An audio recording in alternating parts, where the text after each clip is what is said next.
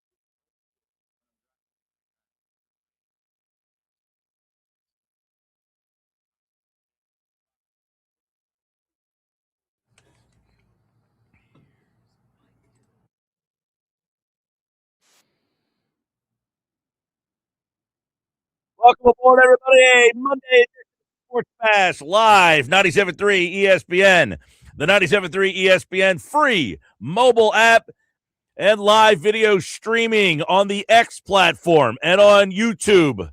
973 ESPN. Watch the show there. What a weekend, everybody. Hope you had a great 4th of July. Safe out there. It was busy. It was hot. And there was a lot of sports. Overload on the sports almost. Well, we got you all here for the next 4 hours hanging out, me and you. I'm your host, Mike Gill. Josh Jennings producing today's show. And you out there, we got Phillies in action today. We'll keep you up to date. Phillies Fastball post-game edition at 5:30. Do you have USA soccer fever? Do you have soccer fever? I watched a lot of soccer this weekend. I have questions, a lot of questions. My buddy Kevin Kinkead from Crossing Broad will join me at 5 o'clock tonight. We'll talk a little soccer. Great game yesterday. Watched the entire Mexico-England game. Watched the game before that. Watched the game on Saturday. Watched the games on Friday night. I mean, it was a weekend, man. I don't know that I would have said I would have spent my 4th of July weekend watching more soccer than baseball, but that's what happened. The Phillies didn't even play Friday night. Then Saturday they had a late game. It was like an 8-10 start, so that would kind of threw a wrench into the wheel. And then yesterday, there was just 2 great games on. I was looking forward to the 8 o'clock game. Watch that, and the soccer game started yesterday at 4, and the Phillies game was at 3. So watch an hour of the Phillies. And I gotta be honest, I flipped over to the soccer, and I was flipping back and forth for the most part. It is official, by the way. It is official. The Philadelphia 76ers have signed Dean Wade. No, I'm just kidding. That is official too. That is that is official too. You like that one, huh, Josh? The 76ers have officially traded for for Jaylen Brown. That is official. For the people who were worried and wondering what would happen with the Celtics pull out of this thing, the email is fresh. It is just in. According to the Philadelphia 76ers, President of Basketball Operations Mike Gansey, they have announced today that the team has acquired 5-time All-Star, 2-time All-NBA player Jaylen Brown from the Celtics in exchange for Paul George, 2 first-round picks, and 2 second-round picks. The trade is official. And now what? Jaylen Brown will wear number 7 for the Philadelphia 76ers. Draft compensation, it is very, very convoluted, but it is described in the email. It is a 2028 first-round pick that the Clippers own. If it is top 16, instead, it becomes an unprotected right for Boston to swap its currently 2028 first-round pick. It's the worst of the Boston-San Antonio pick, which is the better of the Clippers. If it's a Philadelphia top 8, yeah, all that. Plus a 2031 unprotected Philadelphia pick and a couple second-rounders. The trade is official. Oh, boy. That happened over the weekend. We talked a lot about LeBron James. How about LeBron James? What is everybody's opinion on LeBron James? What do you guys think about LeBron James coming to Philadelphia? I mean, there are actually people out there that are against this. And I have to wonder if your sanity is in place. Like, am I the biggest LeBron fan in the world? Not necessarily. No, I'm not like, oh, my God, he's the GOAT. He's the best. What are you guys smoking? I get it. He's 42 years old. The Sixers need a player that just fits the profile of LeBron James. I mean, LeBron James isn't coming into a situation where he's telling everybody what to do at 42 years old. He's coming here because he's saying, I want to win a championship one more time. How could anybody be against this? It doesn't make any sense to me. Now, not that I had a lot of people against it, but just enough where I had to say, what kind of cuckoo world are we living in? I mean, I know there's a lot of craziness going on in this world right now, but this should be universal. If LeBron James says he wants to play in Philadelphia, you say, sure. I mean, how's there any pushback against this? Not to mention, if LeBron decides he wants to play for Philadelphia, it's for the veterans minimum or some small cost. It's not like they're paying him $50 million. This would be, hey, I'd like to come play for you guys. What do you say? How does anybody say, nah, not interested? I mean, I'd have to check your sanity levels. And unfortunately, there are people out there that are like, I don't want LeBron. And I'm thinking, do you know anything about sports? Like, what is wrong with you? The Sixers still lack. It's great. You got Jaylen Brown. But don't rest on your laurels. Don't stop there. Make sure you take the extra mile. Don't leave any I undotted or T uncrossed. Make sure you get exactly the depth that you need. And if you're looking for a depth piece, I got news for you. You could do a lot worse than one of the greatest players in NBA history. Right? It's not like you're saying, hey, you know what? I'm going to go out there and get a broken down guy who is just playing out the string. LeBron James last year averaged 21 points, 6 rebounds, and 7 assists. I mean, he basically single-handedly got the Lakers into the second round last year. If you haven't noticed, the Sixers have had some troubles advancing in the playoffs past round 2. You got a guy that took the Lakers team past the Rockets in the first round last year, all by himself at age 40. In this situation, I think LeBron is aware enough to say, hey, listen, they got Jaylen Brown, they have Joel Embiid, they got Tyrese Maxey. I'm just the other guy now. Now, it's nice to say that I'm the other guy and still be the greatest player or top 3 of all time. I don't need that debate today. But I got LeBron in my top 3, and increasingly as he plays, look, Michael Jordan played in his 40s. He wasn't leading the Washington Wizards to a playoff victory. Now, I think in their primes, Michael Jordan is still the greatest player I ever saw, and part of the reason why he's the greatest player I ever saw isn't because of on-court physicality. The physical stature and nature of LeBron is the freakish thing you've ever seen in your NBA life. But it has to do with the pure competitiveness that no one beats Michael Jordan in. That's where Michael wins for me. He went to the finals. He never lost. But LeBron, as a physical specimen, is probably the greatest player we've ever seen. At 41 years old, to score 21 points, 6 rebounds, and 7 assists, somebody should check his birth certificate, for God's sakes. Now, I don't know if he's coming here, but it's a team that makes a lot of sense. And there's a couple reasons why this deal would make a lot of sense. Look, LeBron is still looking for another story. He's already won a championship for Cleveland in Cleveland. That story's been written. He already went to South Beach and won a title down there. Doesn't need to do that again. What other teams are even in the mix? You going to go to Golden State? That's a fun NBA story. But is he winning a title in Golden State? Probably not.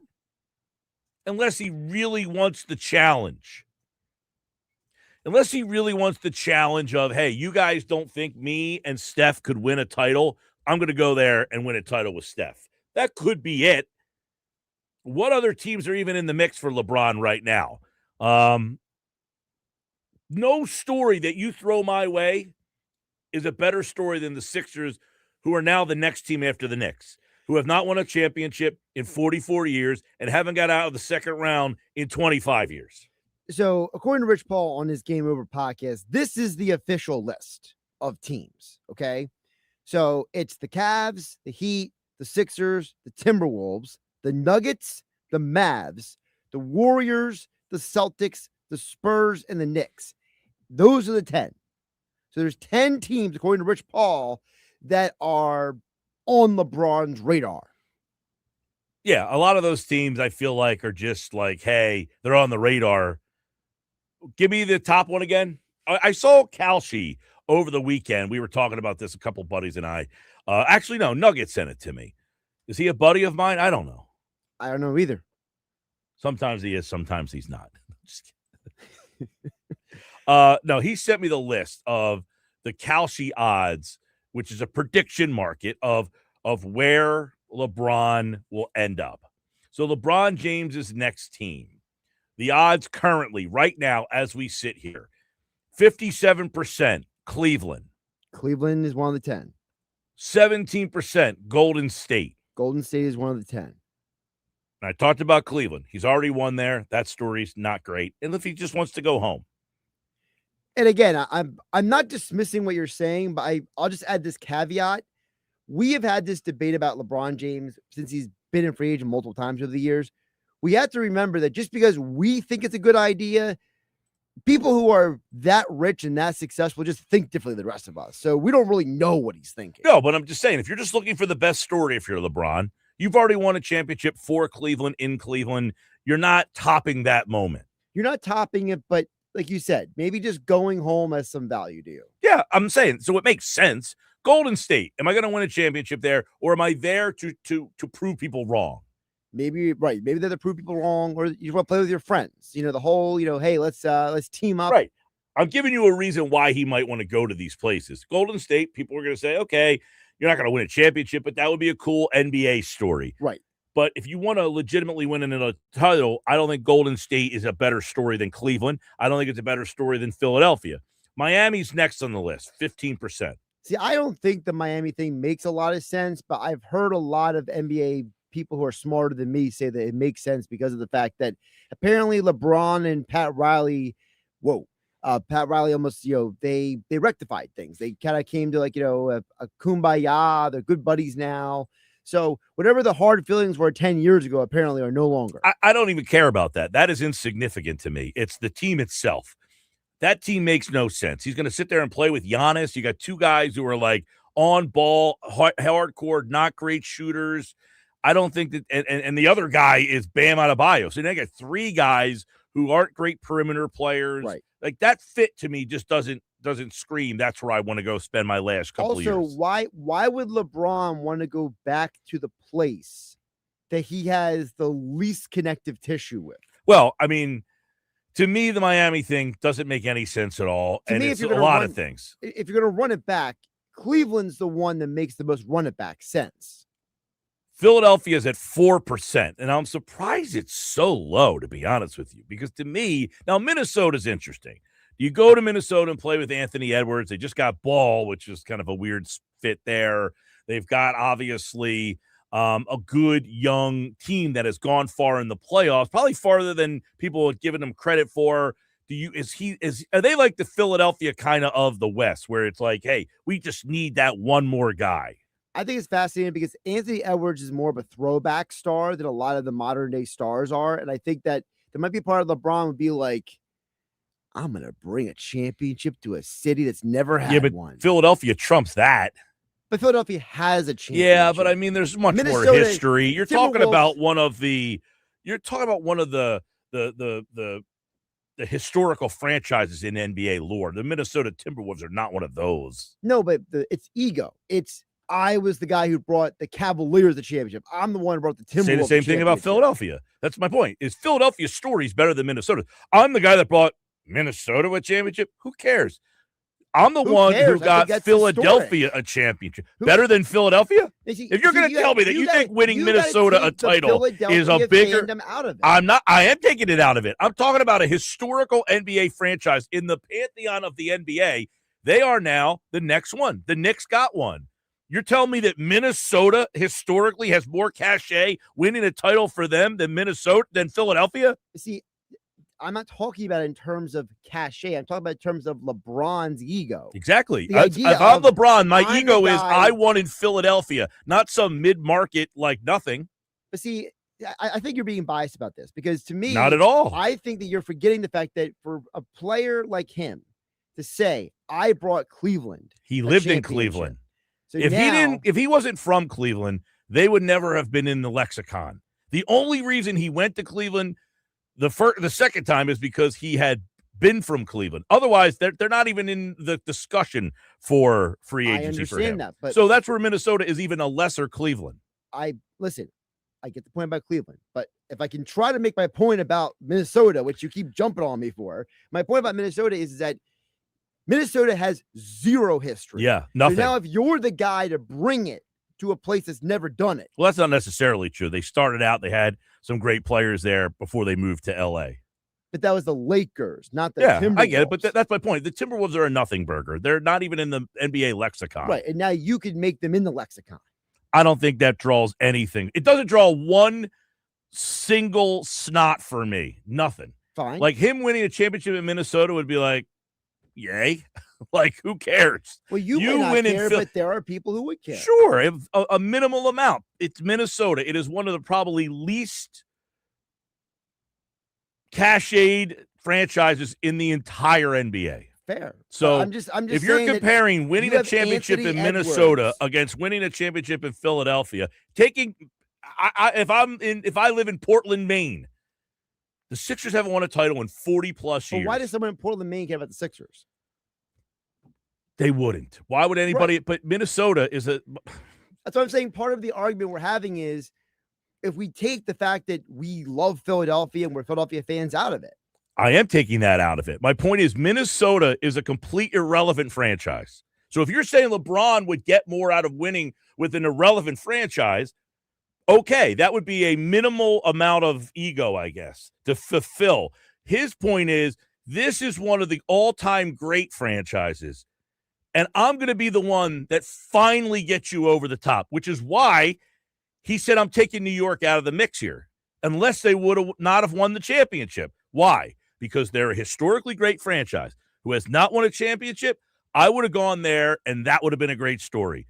Minnesota, there's not one person in Portland, Maine, Portland, Oregon, or any other Portland that cares if he won a championship in Minnesota. That's what I'm talking about. But he's already given us that clue. Rich Paul said if they wouldn't have won the title, he would have gone to New York. He wants the story.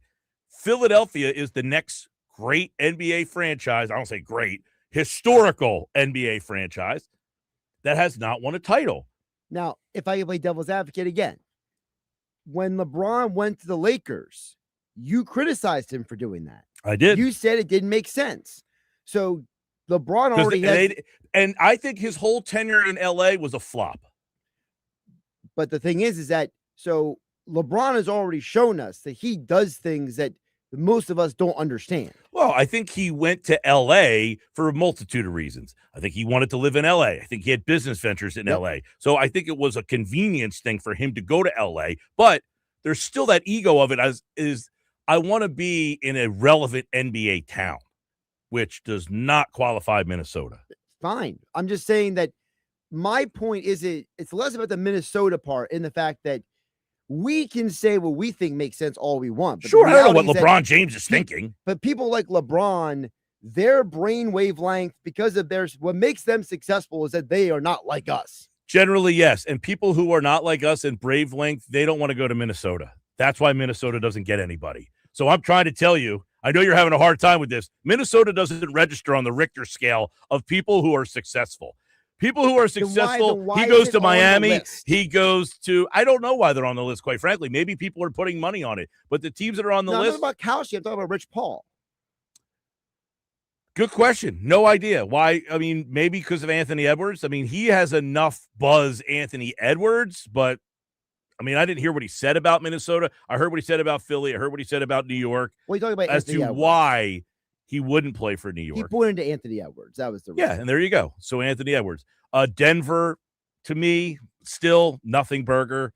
Denver is a nothing. I mean, Denver's the team that makes the least sense to even Minnesota. Yeah, I mean, they got Jokic there. I mean, so they have a shot to win, but they've already won a title a couple of years ago. They won a title without him. There's no – at the end of the day, is LeBron goes into a spot that has never won a championship or has not won one in so long that if you won one and we're a part of that, that's the story of LeBron went out at the end of his career and won a title in a town like Philadelphia, who had not gotten out of the second round in 25 years.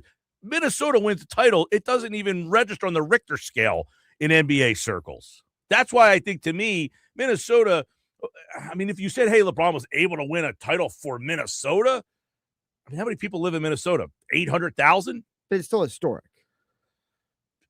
Sure. To me, Denver should be on the bottom of the list. Because Denver, to me, well, they're 3%, by the way. New York is 2%, and then everybody else, Atlanta, Brooklyn, Boston, Charlotte, they're all less than 1. Yeah, well, most of those teams aren't on Rich Paul's list. So Philadelphia is at 4%, which I'm pretty surprised, because to me, that is far and away the best story, number one. Number two, the best fit. That's the best fit. They need a guy that's a quote-unquote kind of a power forward facilitator with some veteran experience. right. As Rich Paul laid out. What did Kellerman say to him? Like, he's like, this team needs one thing. And he's like, LeBron. He's like, yes, they need a power forward who's a veteran guy. Boom. He's a better fit there than any of these other teams that are on this list. But it's specifically because of the fact of, to me, it's how he can facilitate. If LeBron comes in and says, I'm going to be the point forward, kind of like he was at times in his second Cleveland incarnation or in his Miami incarnation, then it makes a lot of sense. And obviously LeBron isn't coming here. And I think he would be able to do that here. Because I think the Sixers, you drafted Phillion. I think a lot of the stuff they've tried to do, Jaylen Brown trade, are all ways to get Maxey off the ball more. Right. And there's where LeBron can say, I'll be the point forward. I'll get him off the ball. Now, the interesting thing would be, how does that – you've got LeBron – you've got Jaylen Brown, Tyrese Maxey, and Embiid, all at average over 25 points per game. And don't forget about Edgecombe still on the team. Yeah, I mean, he's not as much as a pure scorer as those three guys, but still, he needs to find his touches as well. Not to mention, LeBron's a pretty damn good scorer in the pantheon of the NBA. Sure. Of the NBA. I just don't think he needs to score 20-plus points a game anymore. No, and he showed that in LA too. He already showed you in LA that he doesn't think he has to score all the time. Yeah, I definitely think that if you're just going off of, okay, which place can I go to that will be more memorable than anything? It would have been like if he went to the Knicks last year and they ended up winning the title this year. Right. That would have been a bigger going out story than anything else. The next one on the list becomes Philadelphia. They're the longest one that has won a title, and then the gap between the last title. Minnesota, of course, never won, so that's a different story. Now, that being said, what are the chances it happens? A lot of people think he's going back to Cleveland for a third time. 609-403-0973. Soccer game tonight. What a wild turn of events. I was pretty shocked to see. Now, I'm not claiming to be some soccer aficionado, but I certainly was pretty stunned when I saw the news that they rescinded the red card. Now, there's been a lot of back and forth. I've been watching a lot of soccer this weekend. There was a red card given in the England game last night. Yep. And I thought that was a lesser foul than the one the United States guy had. Now, neither one of them do I think. Like, if you just watch sports and you're watching that, and they said that play was so egregious that you are kicked out of the game, you would say, what kind of sport is this? Exactly. Neither one of those penalties, to me, as a very casual watcher, was like, you threw a guy out of a game for that? And that's the argument that me and my buddies were having all weekend, which is, how can you be trying to draw fans into your sport if you're kicking out a guy for doing basically what is something you see anywhere? Well, I got questions. We'll talk soccer tonight with Kevin Kinkead from Crossing Broad. That's at 5 o'clock. More Sports Bash on the way. The weekend that was with Mike McGarry from the Press of Atlantic City, pressofac.com. Plus the Flyers, they dive into the pool with 2 feet. Kevin Durso at 3:30. Stick around. More Sports Bash, 97.3 ESPN.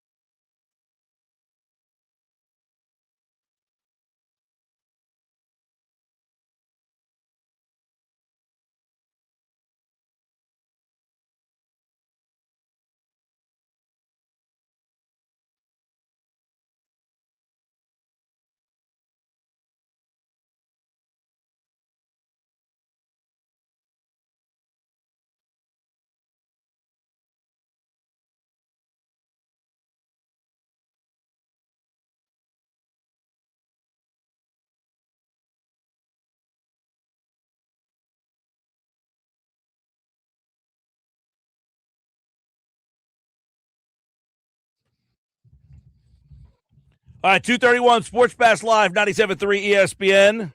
I'm Mike Gill. We got so much going on. USA Soccer tonight.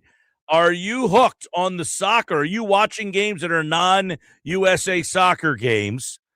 Mexico, England last night. Many people think it was one of the best games they've ever seen in terms of the sport and what was on the line and the atmosphere and everything built around it. Being in that building where they've only lost 3 times, then they're playing against 10 guys. Great theater last night. USA tonight at 8 o'clock. Very controversial decision leading up to that game. Had the Phillies weekend where they did not play Friday night, but they split so far. They're in action today. They lead 1-0 over the Royals. The Sixers have made it official, so you don't have to worry about Jaylen Brown. He is a Philadelphia 76er. That trade is complete.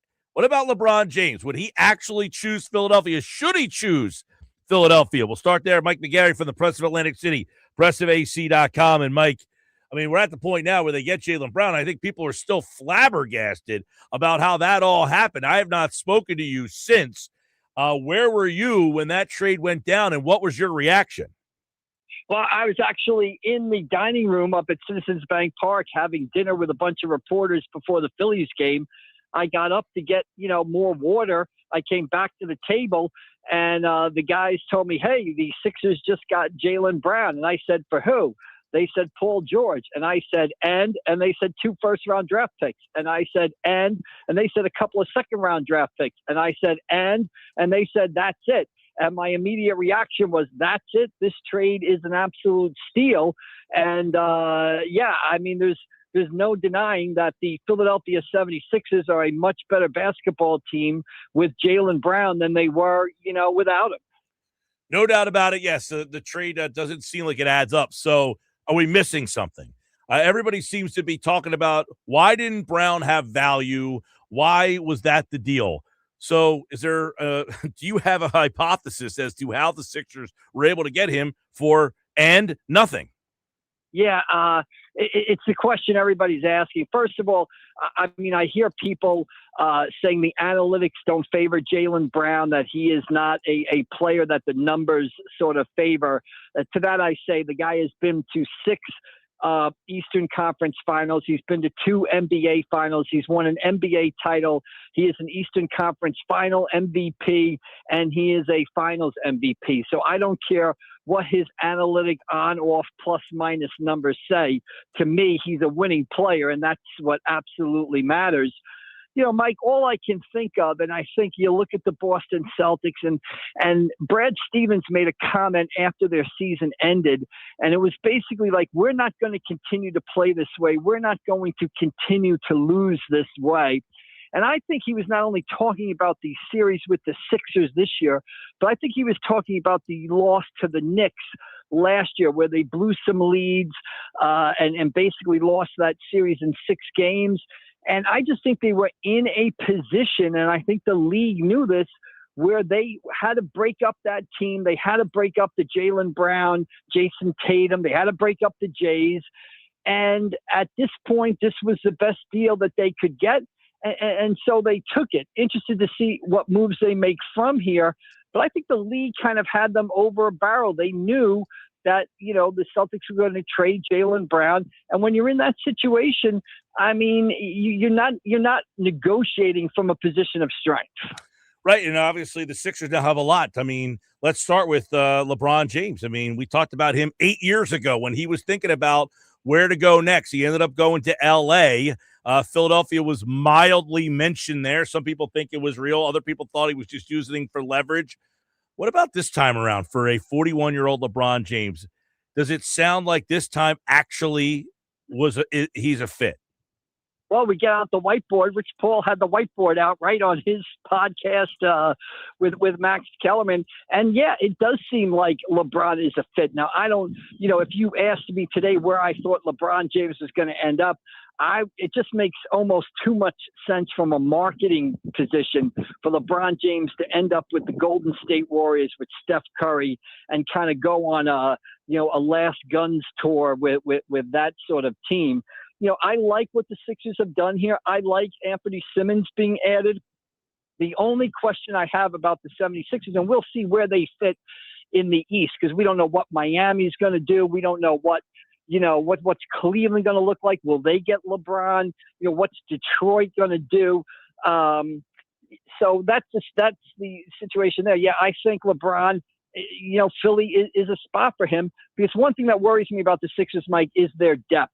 We saw, in an NBA season, you probably need 10 and a half players to get through the season. We just came off of playoffs where the best teams, the Knicks, the Spurs, the Thunder, were able to use their depth in the postseason. They were able to play 8-9 guys and win that like that. So the Sixers have an improved roster, but I think to really become a contender, they need to boost their depth. And hey, they have an opening for a 6'9" power forward, and LeBron James fits the bill there. So if you were just going off of LeBron James is 41 and he wants to go out his last year or two with the best story, is it going back to Cleveland and winning there again? Is it going to Golden State? They've won a bunch of titles without him. Is that the story? Is it going back to Miami and winning there without Wade and Bosh and that crew? Or is it coming to Philadelphia and basically doing what the Knicks just did? They're the next kind of historical franchise who has not had a ton of success in 40 years. Is that the story? Or is it like going to a Minnesota or a Denver or somebody off the beaten path? Yeah, if I had to rank them, Mike, I would say, to me, the best story is going back to Cleveland, sort of full circle, ending where it began, and possibly taking the Cavaliers to an NBA title, right? That would be the best story. For me, the second best story is like the Golden State Warriors hook up is sort of like a classic rock and roll band on a final farewell tour, basically. Think of one of those Aerosmith or Kiss tours that never seem to end, like a 3-year farewell tour. And then the third best story is probably the Philadelphia 76ers. I don't see him going back to Miami, just because when he left Miami the first time, Pat Riley kind of read him the riot act in a press conference about that. And I don't think either one of those guys forget those statements. So if I had to go, the three best stories to me is back to Cleveland, hooking up with Steph in Golden State, and then maybe the Sixers third. But, in the words of Jim Carrey, I'm saying there's a chance, so there's a chance. Mike, this offseason started with people saying, you got to trade Embiid. It's time to move on from Embiid. How about now? Yeah, interesting. Mike, here's the thing. If I was the 76ers, I would sit down with Embiid and just have an honest conversation with him, basically, and just say, hey, we want you to play 40 to 45 to 50 games this season. And in those 40 to 45, 50 games, you have to change your game to complement Jaylen Brown, Edgecombe, and Tyrese Maxey. And too often in the past, the team has had to change its style to accommodate Embiid when he comes back. I think Embiid now has to change his style to fit in with Jaylen Brown, Maxey, and Edgecombe. And by that, I mean, and I'll throw one of my specialty dated references out there. To me, Embiid has to play like Wilt Chamberlain played for the Los Angeles Lakers back in the early 70s, where he changed his game from being a guy who would score 30 points a game to being a guy who scored 12 to 14 points a game, but rebounded, assist, and played defense. I think if you keep Embiid, which I'm kind of in favor of keeping him if he agrees to play this way, and he concentrates on defense and rebounding, and then in the playoffs, when the game slows down, that's when we need Embiid to score 20, 24, 25. That's when we have to give him the ball at the foul line in the half court and watch him score. That's when we give him the ball in the low post. But I think if Embiid can change his game to fit in with Maxey, Brown, and Edgecombe, I think the Sixers have something here. If the Sixers are going to run it to the situation where they play one way without Embiid and another way with him, I don't think that's going to be successful. So I think it's really up to Embiid, how this season plays out. Well, that's going to be a very interesting point. We haven't heard from Embiid, by the way, since the trade. Nothing. He has been radio silence since the Jaylen Brown trade. We'll see what ends up happening there as well. Mike McGarry from the Press of Atlantic City. By the way, Christopher Sanchez, he's getting ripped today on the road. He's down 6-1 in the first inning. 6 runs in the first inning. And I only bring this up is because his splits are significant at home and road here. And you're looking at the way that he is pitching right now, down 6 runs in the first inning. It just kind of made me think about how important it is for the Phillies to kind of try to catch the Braves and win the division so that you can get home games for him to pitch in here, because I don't want to take that chance either. Yeah, it's kind of crazy, right? You just mentioned that. I just checked the score. The Phillies are up 1-0, and I saw the Royals had a guy on base, and boom, all hell breaks loose. But that's a great point. And the point is, Mike, it's not just this season, right? That trend with Christopher Sanchez struggling on the road dates back at least a year, maybe 2 years. So I know the Phillies have looked at it. I know everybody's kind of scratched their head about it.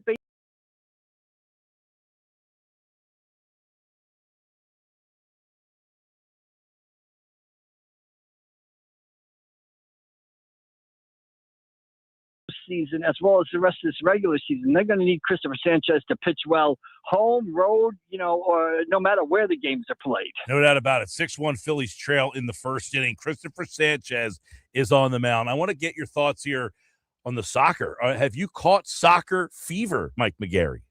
Yeah, I don't know if I've caught soccer fever. And again, let me preface this by saying I know absolutely nothing about soccer. I am in a few, some of my basketball text chains have turned soccer, and I've kind of entertained people on those text chains with some of my questions. But, I love this World Cup, basically. I've watched most of the games. Last night's game with England and Mexico, that setting. And what I'm struck by, and again, can't technically tell you what I'm watching. I can just appreciate the game for what it is at a real rudimentary level. But what I love is the passion that these teams have, the passion of the fans, and just the competition and what it means to these teams and these countries. This is like, Mike, imagine if the Super Bowl was only played once every 4 years, and you lost in the NFC, final, and now you got to wait 4 years to come back and try to win again. That's sort of the passion and the competition and the intensity, just to me, sort of radiates through the television screen. So, yeah, I am fascinated by this event. I'm all in. I'll have Spain, Portugal on the TV in a little bit. I'll have the United States, Belgium on the TV tonight. I watched Norway, Brazil, was it yesterday, with that big guy from Norway. So, yeah, I'm in, and I'm having fun watching it, just for the sheer competition of it and the passion that these teams and fans bring to it. I just think it's great television, great entertainment. Yeah, it's been fun. I never thought on a Sunday afternoon I'd be going soccer over baseball, but I found myself yesterday with the Phillies game kind of flipping over at 4:00 when the soccer game came on. But you're right. I keep asking myself, if the United States won the World Cup, I'm not sure what that would do or mean for that sport in this country. Well, Mike, I've been around for a while now. I can go back to the 1970s when the New York Cosmos were the big thing with Pele and Franz Beckenbauer and Giorgio Canaglia. I've been listening to people say that soccer has been on the verge of taking over American sports for 50 years. So it hasn't happened in the past 50 years. I don't think it's going to happen in the next 50 years. I'm not the type of guy. You're probably not the type of guy. I'm not going to turn on, a Philadelphia Union versus New York Football Club game 2 weeks from now. I'm going to let that one slide by when I'm flipping the dials or whatever. But that does not take away, in my view, from what this World Cup means or how intense it is. And again, I just come back to the competition and intensity and the passion that these countries and these fans have for the game. It just radiates off the television, and it's just you can't look away, in my mind. All right, Mike McGarry from the Press of Atlantic City, pressofac.com. Obviously a busy weekend, and Phil's down 6-1 in the second. We'll keep our eye on that. Mike, we'll catch up with you later this week, man. All right, Mike, we'll see you down the road. Thank you. All right, check out all of Mike's stuff over at the Press of Atlantic City and pressofac.com. I'm Mike Gill. This is the Sports Bash live on 97.3 ESPN, the 97.3 ESPN free mobile app, And, of course, you can watch the show live on the 97.3 ESPN YouTube channel. White Horse RV text board is open. Get involved, 609-403-0973. This hour of the show, it is brought to you by the law offices of Craig A. Altman. Mike, I hate to inform you, but it happened again this morning. I'm on my way to work. I saw another car accident. It's getting crazy out there. So if you are someone who gets into a car accident, don't leave it to chance with the insurance companies. Call 856-327-8899. That's the law offices of Craig A. Allman. Make sure that you have the best on your side. If you know car accidents, slip and fall at work, whatever happened, unfortunately, to you, let the tough lawyers who get on the tough cases fight for you. And you pay nothing unless they win. Located in Vineland, they serve all of South Jersey. So call 856-327-8899 or get a free consultation right now at CraigAltmanLaw.com. When we come back, it's today's edition of Do You Remember? Stick around. It's next on the Sports Bash.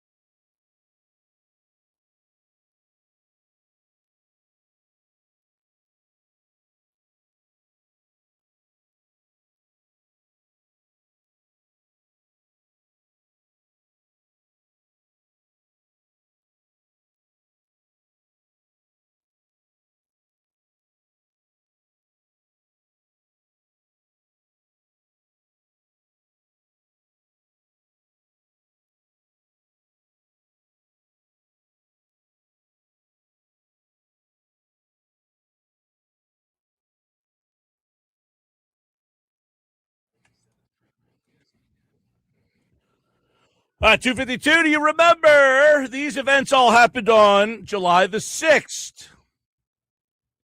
By the way, this Friday, we're going to be live at Pig Dog in Wildwood.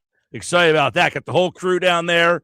Stop out and see us for the fastest growing sport in America, the 250 youth and adult flag football teams, the annual Battle at the Beach tournament this weekend in Wildwood. This Friday, we're going to be live at Pig Dog in Wildwood. Do you remember on this day, 2019, the Clippers have acquired Kawhi Leonard and Paul George?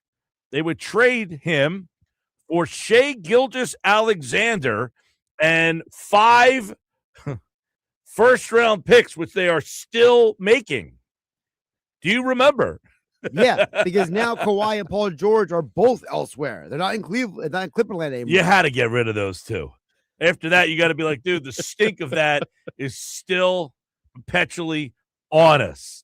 It happened on this day in 2019. Paul George, by the way, Paul George was traded again on the same day, officially July the 6th. Beautiful thing. Isn't that crazy? Think about all the guys he's been traded for, right? Shai Gilgeous-Alexander, Jalen Brown, Victor Oladipo, Domantas Sabonis. And all the draft picks that have come with them. Right. I'm not even counting the draft picks. I'm saying just the individual players. On this day in 2020, the Chiefs and quarterback Patrick Mahomes agreed to a 10-year contract worth up to $503 million.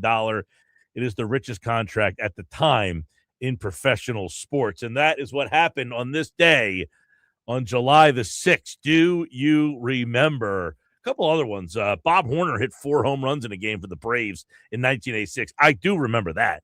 You remember Bob Horner? I remember because of his baseball cards. He kind of looked like Dusty Rhodes. He did. A little bit. He got that weird looking face that kind of like, that kind of like, It wasn't the face. It was kind of the hair and like the build. It was kind of like a chunky home run hitter, like a 1980s power hitter, a little overweight, but he still just jacked him out over the fence. Those guys don't really appear in the game too much don't exist anymore. Also on this day in 1933, it was the first All-Star game at Comiskey Park in Chicago. Babe Ruth hit a 2-run homer in the bottom of the 3rd.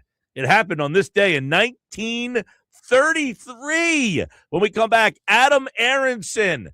What's next for the Sixers as he joins me next from PhillyVoice.com. Stick around.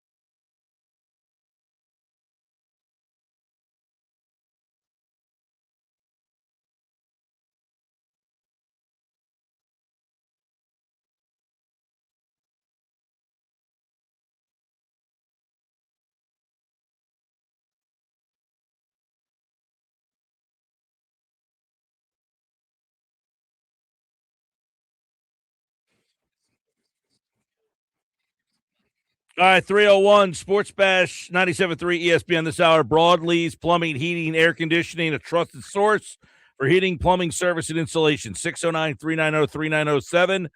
Broadleys.net. It's official today. The 76ers have traded for Jaylen Brown, a 5-time All-Star, 2-time All-NBA player, in exchange for Paul George, 2 first-round picks, 2 second-round picks. They've also signed Dean Wade, Anthony Simons. I have not seen the official press release on Hawk Porter yet. I could have missed it. Caleb Love is officially signed as well. Did I miss the Hawk Porter one? I don't see that in my email, but I'm sure he's coming. Adam Aaronson covers the 76ers. PhillyVoice.com. A lot happened around Sixerland, and man, this offseason seemed very bleak, very uninspiring until now. And Adam Aaronson joins me right now on the Sports Bash Live on 97.3 ESPN. Well, Adam, I don't know who saw this coming, but it was a wow on Wednesday when it happened. It's now Monday, and I think people are still in wow mode. I mean, if you were down the Jersey Shore this weekend, that's all anybody was talking about is the Sixers, and who could have saw that on 4th of July weekend? Yeah, I mean, my reaction, I think, like everybody else's, was shock. And I think you're exactly right to point out. And I think that's one of the primary benefits of this trade for the Sixers is that it gives them a new look. It gives them a new face. It gives them a different vibe and a different feel that people are pretty compelled by. Obviously, I think, I'm not breaking any news when I say that if the Sixers brought back Joel Embiid, Paul George, Tyrese Maxey, VJ Edgecombe, Nick Nurse all next season, even with the new president of basketball ops and Mike Gansey, there would have been a feeling that it was stale of a team that had run its course that, frankly, just people here did not really believe in all that much. And now, not only do the Sixers have a different look, but they have someone who is in Jaylen Brown, who to me is sort of one of the faces of the Sixers' continued playoff disappointments over the years. Obviously, the Sixers finally climbed that mountaintop and beat the Celtics in the first round last year, but followed it up by getting swept in the second round. Jaylen Brown has been part of this machine in Boston that has kind of represented what the Sixers have wanted to be for so long, a team that not only is reliable to win tons of regular season games every year, but also make deep runs into the playoffs. Obviously, most notably with their 2024 title run in which Jaylen Brown won MVP of the Eastern Conference Finals and the NBA Finals. So it's a pretty seismic move for the organization. Yeah, and I mean, when you see what they gave up, I mean, obviously Paul George is not a pushover. He doesn't stink like many people opine on because he wasn't what you hoped for. He will go to Boston along with 2 first-round picks and 2 second-round picks. When you see what they gave up, how much more does that kind of register us? Wait a second. The Sixers have Jaylen Brown, and that's all they gave up? Yeah, I would certainly say that the price is not what I would have anticipated. If you had told me earlier in the day that the Sixers were going to trade Paul George and picks for Jaylen Brown and asked me to guess what the picks would look like, I would have guessed something more favorable for Boston. But I think that speaks to what Jaylen Brown's market around the league was. Like, this is a player on a massive contract. This is a player who, has sort of become a lightning rod and sort of the new face of the latest analytical debate. And look, I wrote about this at Phillies Voice yesterday. I think there are very fair and legitimate criticisms of Jaylen Brown's game that you can tell just from any good old eye test. You don't have to, perform a series of mathematical calculations to see that, he doesn't create for others, that he's a high turnover player, that he's not a particularly high efficiency player. But I think ultimately the Sixers looked at him, particularly when they already had a giant contract on their books in Paul George, where they're really just adding 1 year of a commitment. Beyond that, it's pretty similar financials. They looked at Jaylen Brown as not just a player who's 6 years younger, which is obviously meaningful, but also someone who is just so much more reliable. And that's not only in terms of availability. Jaylen Brown plays lots of games. He plays lots of minutes. He plays deep into the playoffs. He can handle all that from a physical perspective in a way that we're not sure Paul George can. But even just his skill set, he relies heavily on self-created 2-point scoring. It's not easy to find players who can do that at even close to the volume that Jaylen Brown can. So even if you want to take out warts in his game, it's pretty clear that the Sixers were looking for the kind of guy that could raise their floor. And I think that is probably the way that I would describe Jaylen Brown first and foremost. The player is that he raises the floor of a team with what he can do offensively. Adam Aaronson, PhillyVoice.com, covers the Sixers. He raises the floor in that they have an all-NBA player. But how does he fit in with this group here? I mean, you've got, obviously, Maxey, who averages nearly 30 points a game. You've got Joel, who averages nearly 30 points a game. You've got Edgecombe, who is now becoming a force as a player who's going to have to get his shots as well.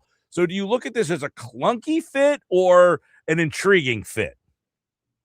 I definitely wouldn't call it clunky because, again, these are all very good players, and they're very good players who have a lot of experience playing with other very good players. Now, I say that. I also would not claim that it is, the most squeaky clean fit you could find. It's not as easy of a fit as Paul George, for example. Jaylen Brown, much worse shooter, to me, much worse defender than Paul George, but has other skills and brings certain things to the table, particularly the 2-point scoring that Paul George simply did not. And really for 2 years, Paul George, even once he started to look more like his prior self when he came back from that suspension last year, he just did not have the requisite consistent on-ball scoring explosion that I felt the Sixers needed. And so I think that the Sixers now feel like they have, a much greater safety blanket when Embiid is not in games, whether that means he's out or whether that means he's resting on the bench in the middle of the game, because Jaylen Brown has such great experience carrying an offense in that way, even if you want to say it, and I believe this is largely true, that he was in a perfect context for his skill set last year, playing around a bunch of, great two-way role players, guys that didn't need the ball, guys that could space the floor for him, guys that could guard in front of and behind him.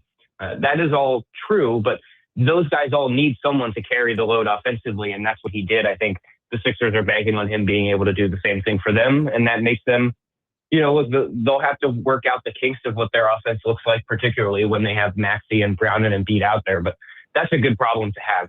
And ultimately now I think they're much more comfortable getting through games and stretches of games, particularly when they don't have Embiid. Adam, they've got Jaylen Brown, and you would say, he's won a championship. He's the MVP of a championship. He's the guy late in the game. Do you see it that way for you as well? I think he certainly could be. I've never been that much of a believer in, deciding ahead of time who your end of game score is. To me, it depends on what's going on in the game, who you're playing, what the defensive matchups are, who you have on the floor, all those sorts of different things. What I would say is the Sixers now have 3 players with a lot of experience being considered that guy that at the end of a game, we can throw this guy the ball and clear out, or we can run a play for this guy and get him in his best spot and have him win the game for us, whether it's, Tyrese Maxey going downhill off of a screen with Embiid, whether it's Embiid setting that screen and then popping at the nail for, the rhythm jumper he loves, or now whether it's Jaylen Brown clearing out with 4 shooters around him and driving and around the free throw line, bumping off the defender, squaring the shoulders and rising up for a jumper. They now have 3 pretty bread and butter styles of scoring that they should be able to lean on at the ends of games. And when you watch playoff basketball now, playoff basketball especially oftentimes comes down to how you execute offensively in the half court down the stretches of these games. And the Sixers added another player who can really help them with that. So what are they lacking now? When you look at this roster, we'll get into some of the other guys that they brought in. Anthony Simons, who was official today, Dean Wade. They brought him in, reportedly last week, and Ariel Hukporti. We'll talk about how those guys fit in a minute, but is this a complete roster? They have 1 spot open. Do you see a need for this roster still? Well, I think, first of all, you could point to the depth, which we've talked about. We talked about it late last season for the last few months of the year. We talked about it coming into this offseason. They lost 4 guys that they relied on in the playoffs last year: Paul George, Kelly Oubre Jr., Quentin Grimes, Andre Drummond. They've replaced them with 3 guys that you could reasonably expect will play playoff minutes: Jaylen Brown, Dean Wade, Anthony Simons. So really their depth, if anything, is shorter, not just that it didn't improve. And so I think you could point to, again, the defensive rebounding. That was always an issue last year. That's been an issue with this organization for quite a few years now, really. And Andre Drummond is gone. Andre Drummond did not solve those problems despite his, long track record of prowess on the defensive glass. But they did become a worse defensive rebounding team when he went. Even Anthony Simons is one of the truly elite shooters in the NBA. I think his, 38% from 3 for his career and last year do not properly reflect how strong of a shooter he actually is. But this is a team that I think still could use another guy or two that, you can really trust from beyond the arc. So I think I look at the depth of this team and I still see holes. I still see flaws. Ultimately, Mike Gansey was not going to be able to address everything in his first summer.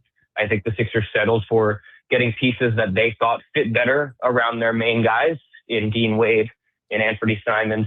And I think that, by the way, they did good work to get those guys for the non-taxpayer mid-level exception. I think that was worth letting both Grimes and Oubre walk, and that was going to be a difficult balance to strike, but I think they did it.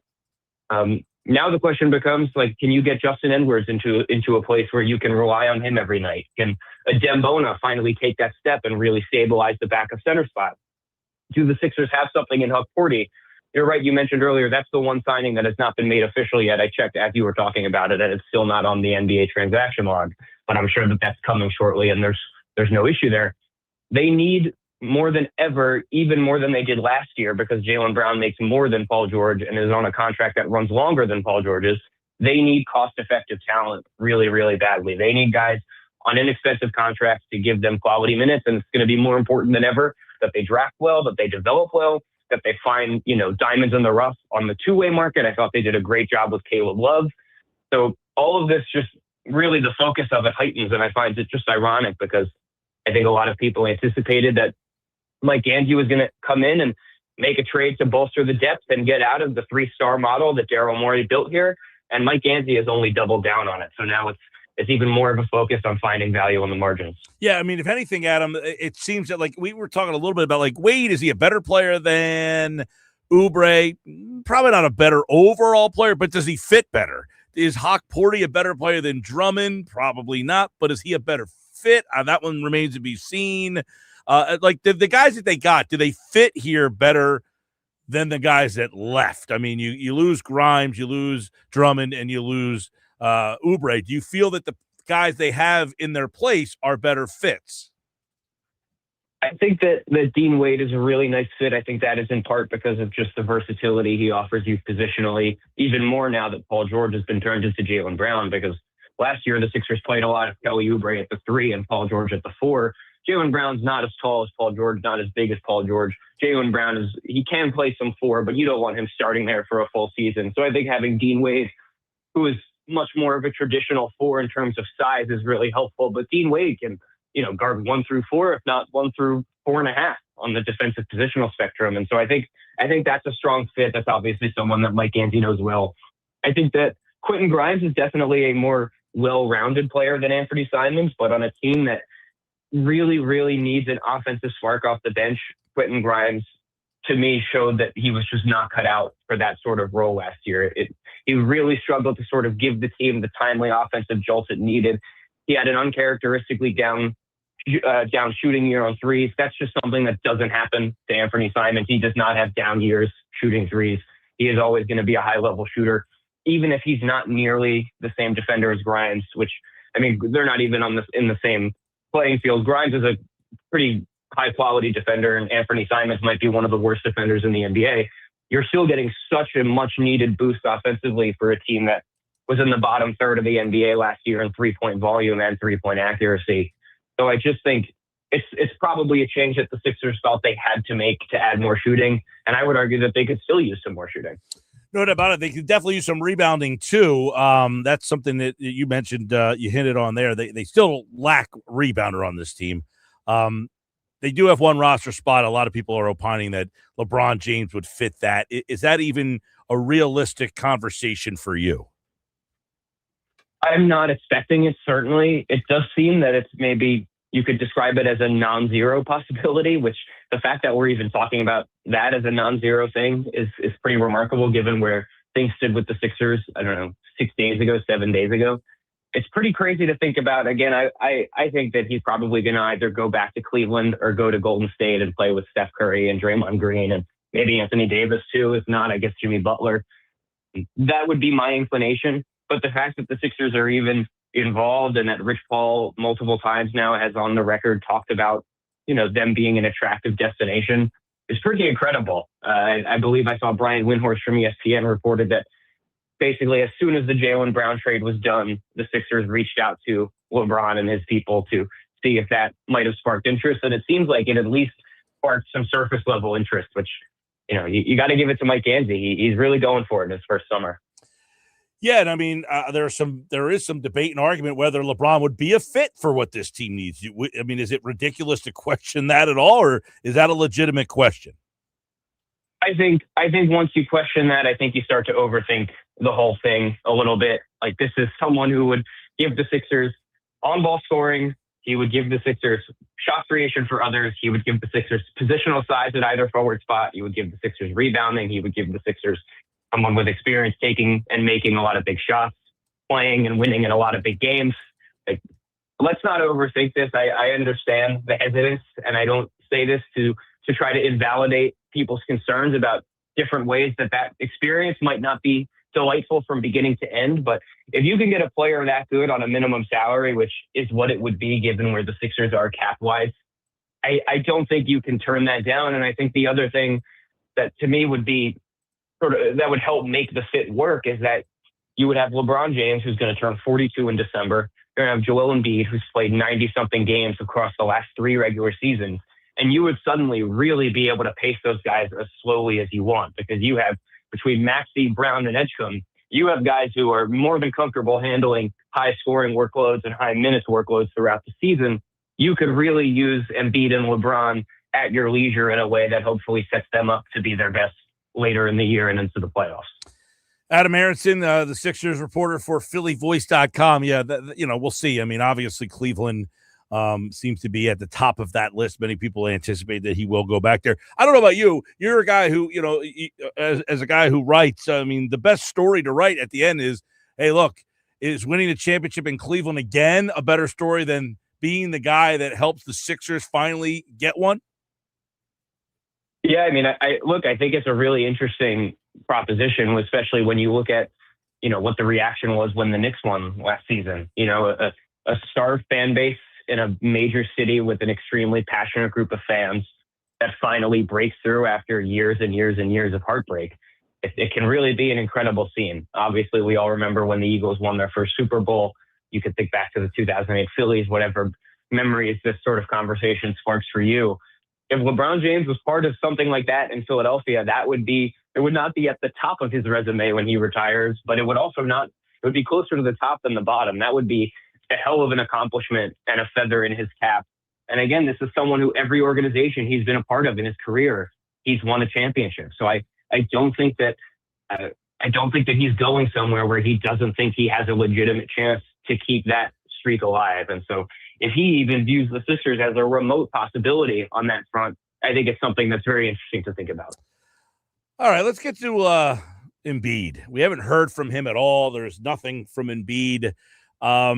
A lot of people, Adam, you got to trade Embiid. You got to get rid of him. If somebody called the Sixers now and said, you know what, we'll take Embiid, would they listen at this point with what they have just done? I think you have to listen in part just because the contract is so significant for a player who misses so much time. I think even where the salary cap stands in the NBA, where the Sixers stand relative to the salary cap, if someone wanted to take that contract off your books, you'd be doing a disservice to yourselves to not listen. I don't think that the Sixers are anticipating those calls coming. I think that the Sixers made this Jaylen Brown trade and the rest of their offseason moves with Joel Embiid in mind. You're not the only one to notice that Embiid has not made any comments about the Jaylen Brown trade. Jaylen Brown was not, mentioned, or Joel Embiid was not mentioned, rather, on Jaylen Brown's live stream the night after the trade when Tyrese Maxey and VJ Edgecombe were. I think it's notable that the Sixers, in their press release announcing the trade, had a statement from Josh Harris, which says, "I can't wait to see Jaylen alongside Joel Embiid, Tyrese Maxey, and VJ Edgecombe." I think he's here for the long run. I think, to me, maybe next summer you could start talking realistically about trades, but I think it's more likely even that if in 2 years from now, when he's an expiring contract, assuming he picks up a player option that I think everybody anticipates him picking up. I understand the theories, and I don't think they're ever going to go away because there's always going to be logic behind it. And I think part of what the Sixers wanted to do here, again, is make themselves less Embiid dependent. I think they're really bothered by the notion that they cannot survive on their own without Embiid. But the reality is that's largely what history has told us. And I think that their hope is that Jaylen Brown will be the sort of player who finally turns that around. Yeah, I mean, I often ask this. They won 45 games last year, and Embiid only played in 35 of them. If he played in 55 of those games, and they went 500 in those games, you're talking about a team that potentially could have won 50 plus 55 games last year if Embiid just played another 20 games. It's crazy to think about that from that aspect. And if he only plays 35 again, and having Jaylen Brown instead of Paul George, you would think that makes you at least, 5 to 10 wins better. You would think that would make them a lot better. And like every single win is going to be really important now, because the Eastern Conference, to me, is as good as I've ever seen it. I mean, you could list 9 teams that you could make a legitimate case are going to finish with a better record than the Sixers next year. And of those 9 teams, to me, there's only one, which is the Knicks, where I would feel incredibly confident saying that team will win more games than the Sixers. This is going to be a crazy year in the East, between obviously the Knicks running things back. They won 53 games last year, but I think they showed their talent level is well above 53 wins. And if they even have a little bit of the magic that carried them through the playoffs, they should be better than that. I still think the Celtics are going to be very good. I think Paul George is going to help them a lot. And I think that they have enough guys to assume some of Jaylen Brown's offensive responsibilities. That, are they going to be exactly as good as they were with Jaylen Brown? I don't know, but I still expect them to be among the best in the East. Toronto just traded for Kawhi Leonard. The Cavs win a bunch of games every year. They could get LeBron, as we mentioned. There are a lot of teams in the East. Miami got Giannis. That could be really good. And the Sixers could, like you said, be 5-ish wins better. Let's say they win 50 games.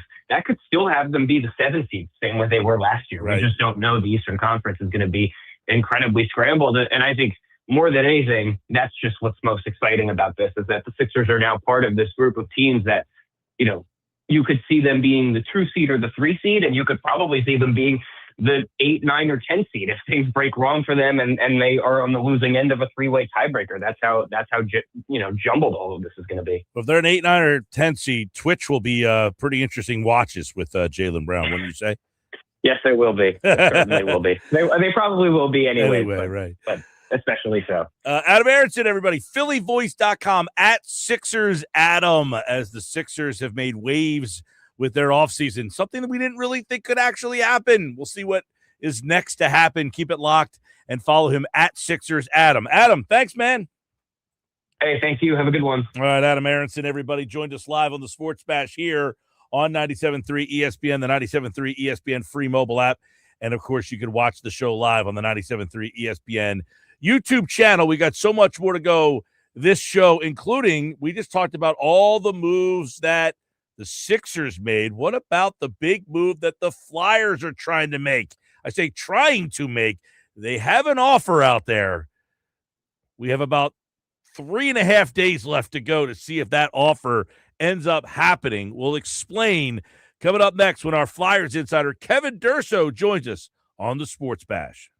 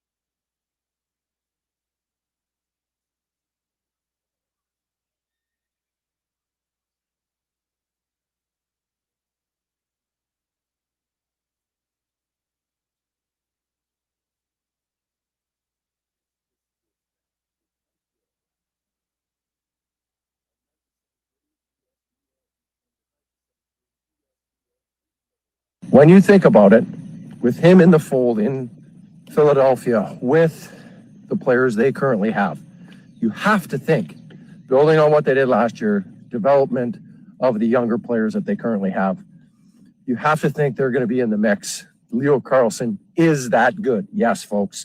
For those that don't watch a lot of West Coast hockey, Leo Carlsson is that good. And I believe he would put them over the top and they would be a playoff team, etc. He is just scratching the surface of how good he can be at the young age of 21. That's former Flyer Chris Pronger, who I guess was walking through his neighborhood as he just got on his phone and started videotaping how Leo Carlsson might fit with the Flyers. Why is he talking about Leo Carlsson with the Flyers? Let's ask our Flyers insider, Kevin Durso from 97.3 ESPN.com, to join us to break this all down, because this happened over 4th of July weekend. I don't know how many people even caught it. It happened late on Friday during the afternoon, so you might have missed it. And this was a whopper, Kevin Durso, a Leo Carlsson, a 21-year-old. So, he's a guy who's young. Maybe some people haven't heard of all that much. Plays on the West Coast with a team that is not all that high profile. Wow. Wow. Yeah. So, if you haven't heard of him, you should have, because one, he's part of a draft class that ultimately allowed you to land Matvei Michkov. So when Michkov slipped, these are the types of guys that were going in the top 5. And take your pick. Any other draft class, if he wasn't behind Connor Bedard, he would have been a first overall pick. That's how good he is. And it's the piece that you've been longing for. This is the top line center that it's so hard to find, and you have to take big chances to make it happen. This is Danny Briere's big swing for the fences. And to use the words of Tom Petty, the waiting is the hardest part.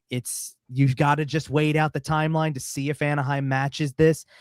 First glance, when it happened, you figure Anaheim's definitely going to match it. This is their franchise player, and they've said they were prepared to match anything all along, but you've got them thinking. And the longer it goes and the more that has to be done to navigate this cap situation, the better the chances are. So as we got through the weekend, when it happened, I would have said less than 5% chance that it ultimately works out. Now I'm up to kind of 15 to 20% chance that it actually works out, because there's been things that happen that change the cap landscape for both sides, really. So does this comes out of right field? This isn't something that you're like, hey, they could do something in the restricted market. Was this a player that had been talked about or kind of looked at as, hey, if they do this, that's something that could really turn this offseason upside down? Because when you talked last week, you're talking about Briere talking about, hey, don't be surprised if we take a step back. Yeah, and Briere's always kind of played coy in certain ways, so maybe he had this go up his sleeve the whole time and was just waiting for the time to unleash it. You did have to clear July 1st before you can do this sort of thing, because that's when everything kind of resets. It's not so out of left field. Like, in terms of if you were going to do this, you're going to do it for a player like this. Like the class that we heard, especially when you go back to it, it's the 23 draft year and all the entry level deals that started in 23. That's the guys that are up and eligible for offer sheets, essentially.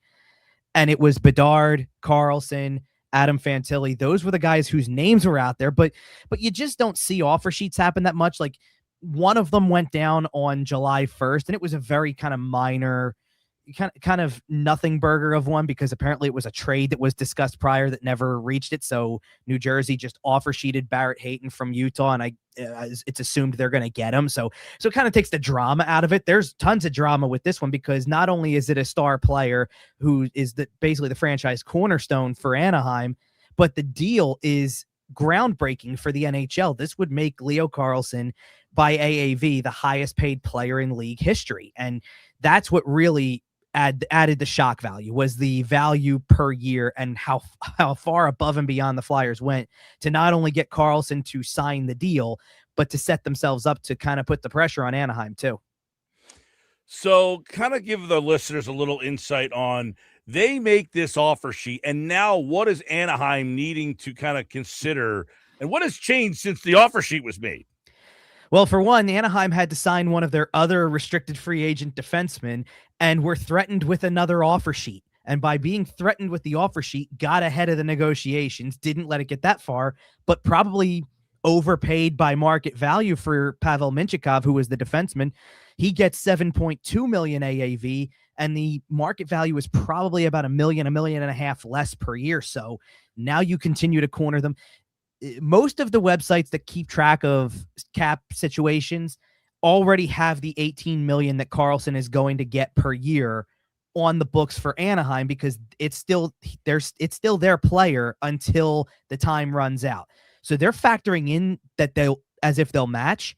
Well, now Anaheim only has just under $10 million left in cap space and has one more pretty significant restricted free agent left to sign this offseason. And Flyers fans should be very familiar with who it is, because it's Cutter Gauthier. And now, so after being the villain, Cutter Gauthier could kind of be a hero here by being just as hard on Anaheim as he was on Philadelphia, and playing hardball with Pat Verbeek and the Ducks and saying, this guy's going to get 18 million and I just put up 41 goals in a season. I'm worth more than $10 million, and forcing, again, more cap gymnastics from the Ducks to try to make all three of these players work out under the cap situation. So that's some of the development that's happening, and the clock's ticking when you have this timeline that Friday's when the deadline hits to match, and looks like they probably have to have some idea of what number Gauthier is going to get, and probably have to move some cap out to make all three work. So there's some work to be done before Anaheim can just easily say this is going to work and match the offer. So you're in a situation where if Cutter Gauthier takes a discount, that means he wants his buddy to come back. But he might be saying, why am I taking a discount? No. And if he doesn't take the discount, then Leo Carlsson cannot fit back in the Anaheim cap situation. Essentially. And even if Gauthier if he's going to take a discount, he's not going to take a long-term deal. And that really doesn't help Anaheim either, because you're going to follow up in a few years. Like let's say Gauthier takes a 2-year deal and does $9 million per, so it does fit.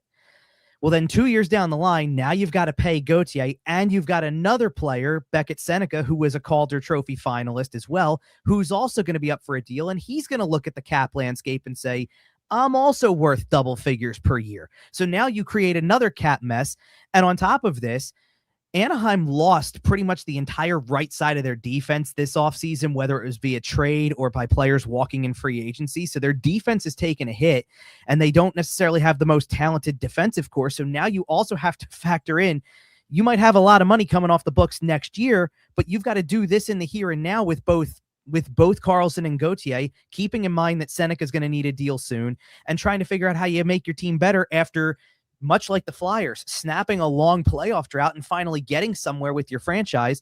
And now you're backed into a corner with what you have to do with some of your cap space. So it makes it for a really interesting week for the Ducks to try to work that out. And the Flyers are sitting back more or less saying, most of our offseason work is done. We're just waiting to see if this works or not.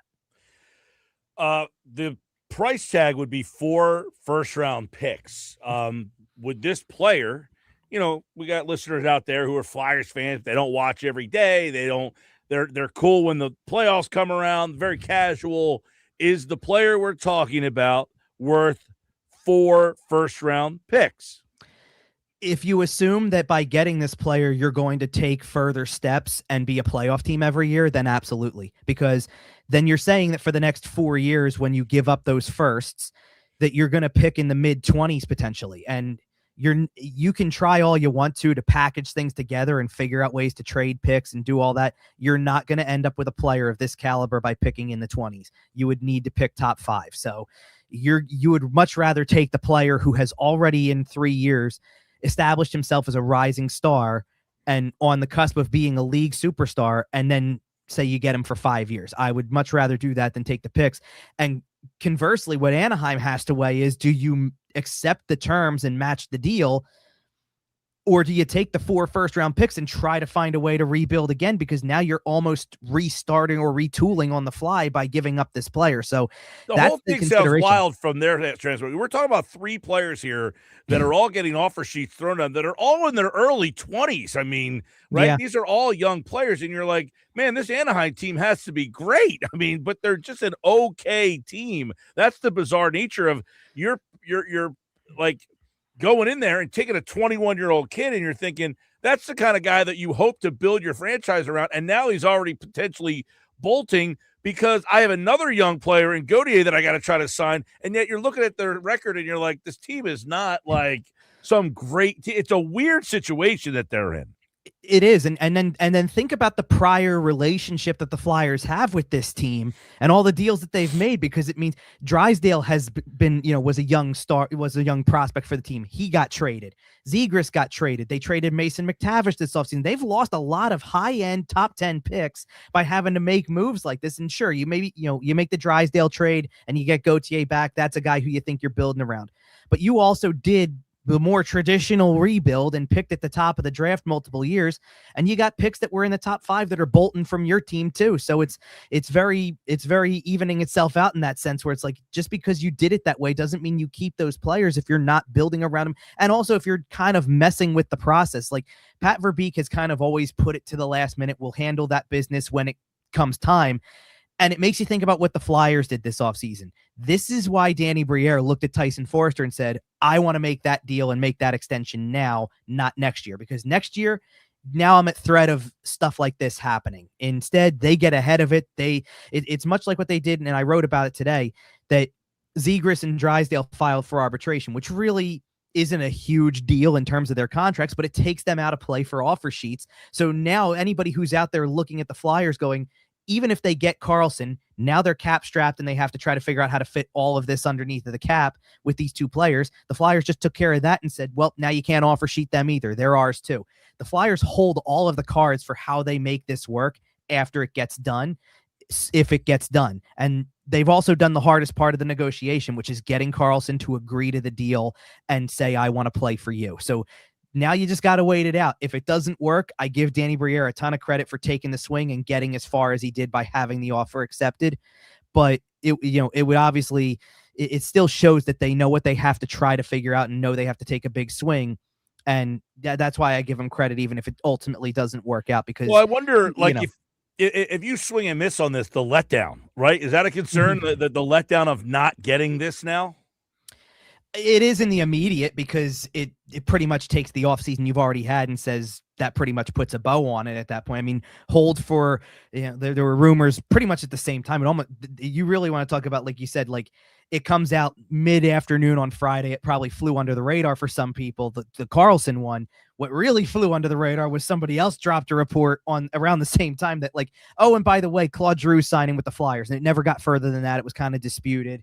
It's still up in the air. But you may pivot back to that, but even then, like, bringing back Claude Giroux pales in comparison to landing a 21-year-old franchise center who immediately goes onto your top line. So yes, it would be a disappointment, but I think that it at least shows that you're going to continue to try to take that aggressive approach to getting the pieces that you need, as opposed to, like, I don't think Danny Briere looks at this and thinks, if this didn't work and they ultimately match, that we're just done and there's no way to make this happen. I think he looks for another way to make it happen and continues to put the effort forward. Well, and you mentioned the Giroux. I saw it, and you're thinking, how does that work? Why would that be something that you're trying to fit into this team? And I guess you look around and say, this is still a pretty young team, but do you like the idea of bringing Claude Giroux back here? I can't figure out whether this hinges on whether Carlsson signed or whether Carlsson gets to Philadelphia or not. Because on one hand, if Carlsson gets matched by Anaheim and it doesn't happen, well, you have all the cap space in the world to continue to do things, and you can easily sign Claude Giroux, and that's that. But I wonder if it has to do with Carlsson signing, because as Chris Pronger said in the clip you played at the start, it makes them more legitimate contenders effective immediately. I don't think it puts them in the tier of the Carolinas and Vegases and Floridas of the hockey world, but it puts you probably a tier below. And I would take my chances on that while you continue to watch these players as they get older, get better. And Giroux might think the same thing and think, you know what? I'm at the end of my career and I'm looking for a place to go where I might have a shot, and I'm familiar with Philadelphia. It's not going to happen like cap-wise and whatnot in Florida or in Vegas, but it could happen in Philly. So maybe it does hinge on that. And maybe part of it also hinges on the fact that Giroux could take a really, a 1-year, $1 million deal with incentives, and that's all you have to worry about cap-wise. And you might have to move something with a little bit more more of a cap hit out to make all of that work, and you kind of replace the production pretty laterally with a guy like Drew at the stage of his career, and what you would be getting with Carlsson, obviously. Leo Carlsson, 21-year-old centerman, goes right to the top line. Who do you like flanking him? I think Martone's an easy answer there. I think you just put him next to him when you get two guys that, just two guys that you hope are the dynamic. I mean, like you put those two together, and I think you hope this is your Lindros Leclerc of today. I think that's the first part, and then I could see a number of combinations on the other side. I think Forrester would have a shot because of the scoring touch that he has. I think you could see Michkov there. I think you could see Tippett there. It all kind of depends on kind of who makes it out of this thing too, because you bring in an $18 million player, then you're going to have to do something to make it all work. And we'll have to see what that is once they actually find out whether or not they get him.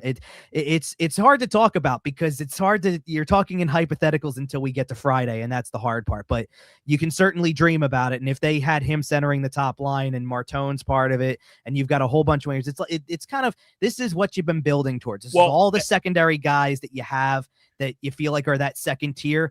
This is the headliner of the group if you get Carlsson, and you can just put guys around him and see what happens, and it should be exciting. And you said if they brought him in, someone's got to go. Is that a trade? Is that like Ristolainen, Tippett? I mean, you might have to trade, and then you're probably getting something back in return for those players.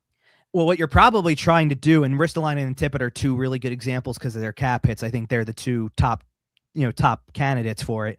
What you're probably trying to do is see if you can't get a first-round pick for one of them to get back into the game. Right. For all the ones you're giving up. I mean, the thing about it is that as far as I know, they don't give up the Toronto first-round pick that they have by doing this. It has to be their own picks. That's a contingency of this. So they would give up their next 4 firsts of their own, but they would still have that Toronto pick. You get one more, and you can kind of get back into the game for the next year or two. Like, you can also push that down the line. If you assume Toronto's pick is next year's, you could be asking for a 28 first and kind of get back to, well, I've got a first in next year's draft and the year after, and I'm okay with that with this player also, and continuing to build. All right, Kevin Durso, he'll have all eyes on Leo Carlsson and the Flyers at Kevin_Durso. Follow him there and check out all his Flyers offseason coverage right now at 973ESPN.com. A whirlwind of a 4th of July weekend for the Orange and the Black. I don't know what signing would be more impactful, the trade for Jaylen Brown or adding Leo Carlsson to the Flyers there. I mean, they're almost equal to me because it both kind of came from out of nowhere. It feels like when you're thinking things are underwhelming and you're not making that big stride. We talked about last week. The step back comment felt like, just the wrong thing to say at that time. And 2 days later, Danny Briere is making up for it with possibly the biggest move he could make this offseason. All right. Well, Friday's the day. We'll see. And Kevin_Durso for more on the Flyers. Thanks, man. You got it. Thanks, Mike. Kevin Durso, everybody, here on the Sports Bash Live, 97.3 ESPN, the 97.3 ESPN free mobile app. Watch the show live on the 97.3 ESPN YouTube channel. All right, coming up, we got the Unsportsmanlike Moment of the Day. We've got football at 4. We got Nuggets, and is USA Soccer? Are you catching the fever? Is soccer grabbing you right now? Are you in 100% tonight? By the way, Phillies are down 9-1 in the 4th. Christopher Sanchez has been pulled from the game. All that's still to come tonight on the Sports Bash on 97.3 ESPN.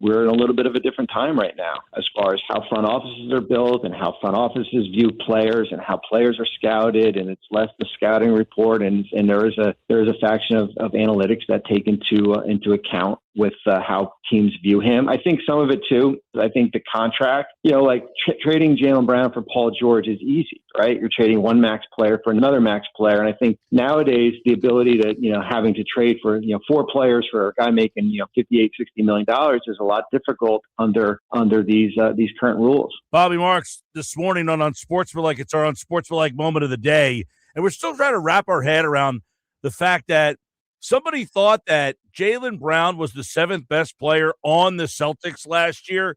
I saw a stat this morning about the player who's won the most games over the last 10 years. You know who that player is, Josh?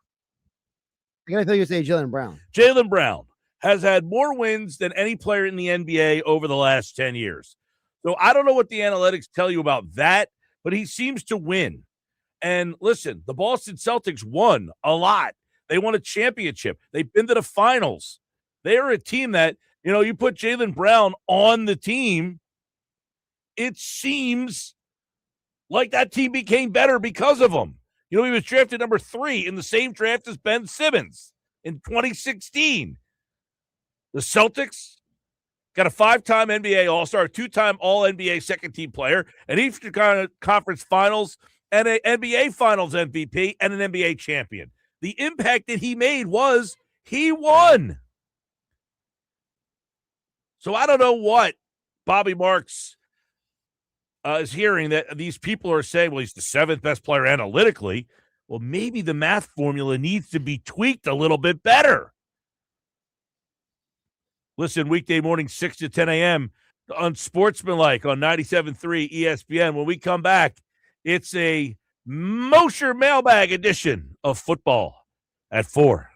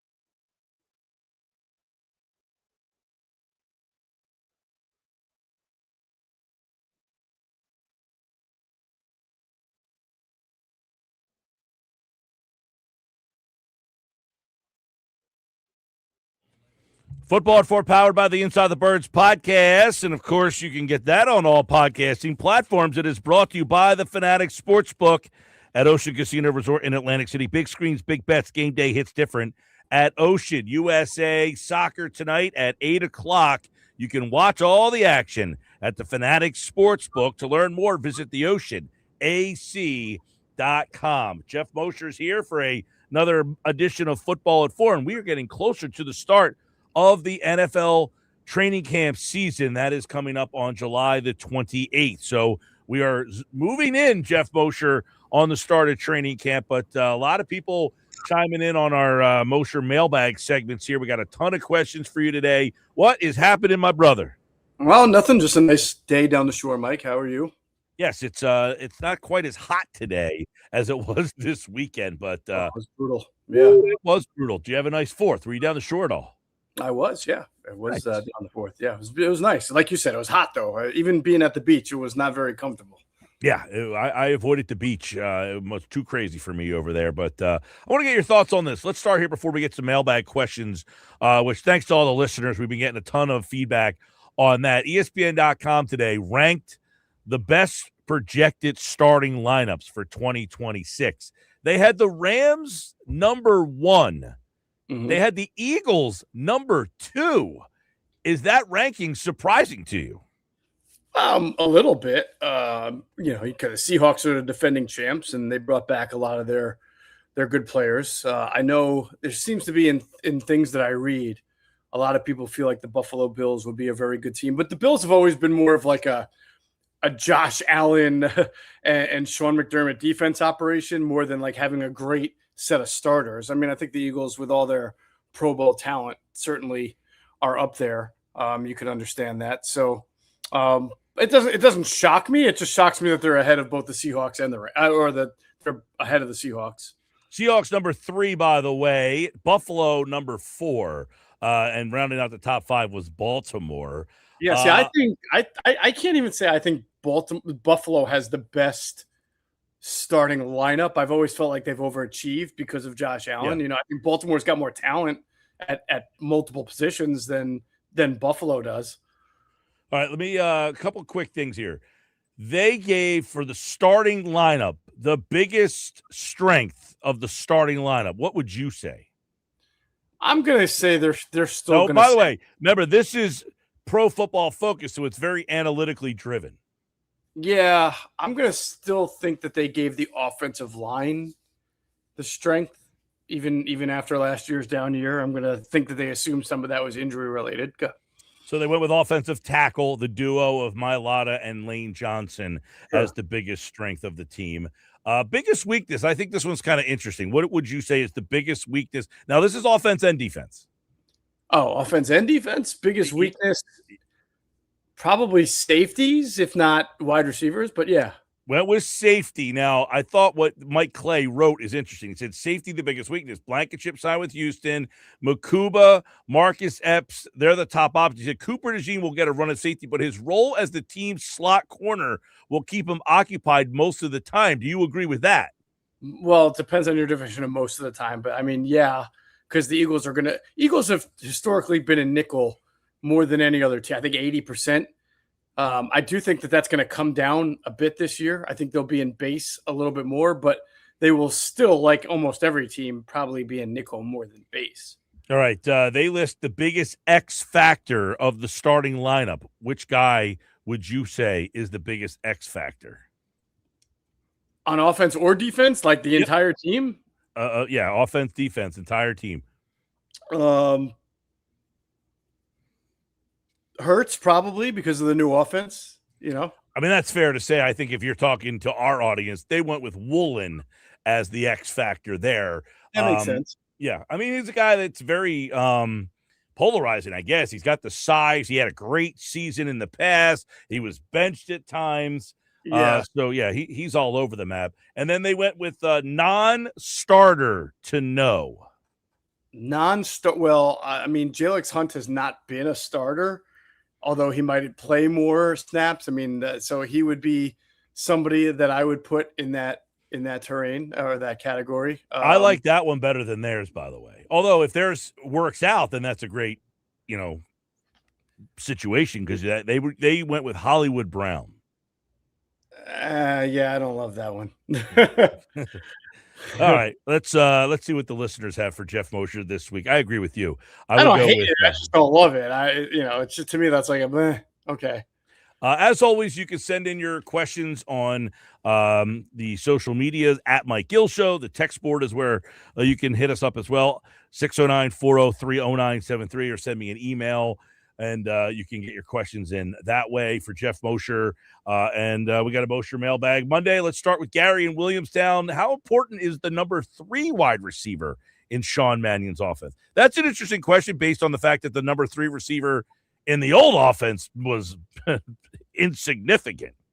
Well, I think it's so there's two parts to that, right? It's not just that it's Sean Mannion's offense. It's just in general, it's got to be a more significant role this year without A.J. Brown, because you don't have 2 guys that'll just hog 90% of the wide receiver targets. You've got Devontae Smith, who might hog 90% by himself, but they certainly – when you're in 11 personnel, which is 3 receiver sets, you'll probably see Mekhi Lemon in the slot more. So I think that will be an important job to begin with. Dontavian Wicks can move inside and play slot, so you'll see that. You'll even see Devontae Smith in the slot a little bit. So to me, it'll be a more productive role. And in this offense, I think it is more vital because it's an offense that's supposed to capitalize on every blade of grass in the middle of the field, using play action, to create space and yards after the catch. So I would say it's really hard to replicate what the Seahawks did last year, which is basically just lean so heavily on one guy, Jackson Smith-Njigba, and ride that all the way to a Super Bowl. The Seahawks did it. And I'm not trying to diminish like their tight end Barner or their other receiver, Rashid Shaheed, but I mean, it was really like 85% of the passes went to Smith-Njigba. I don't think that the Eagles would be successful in that format.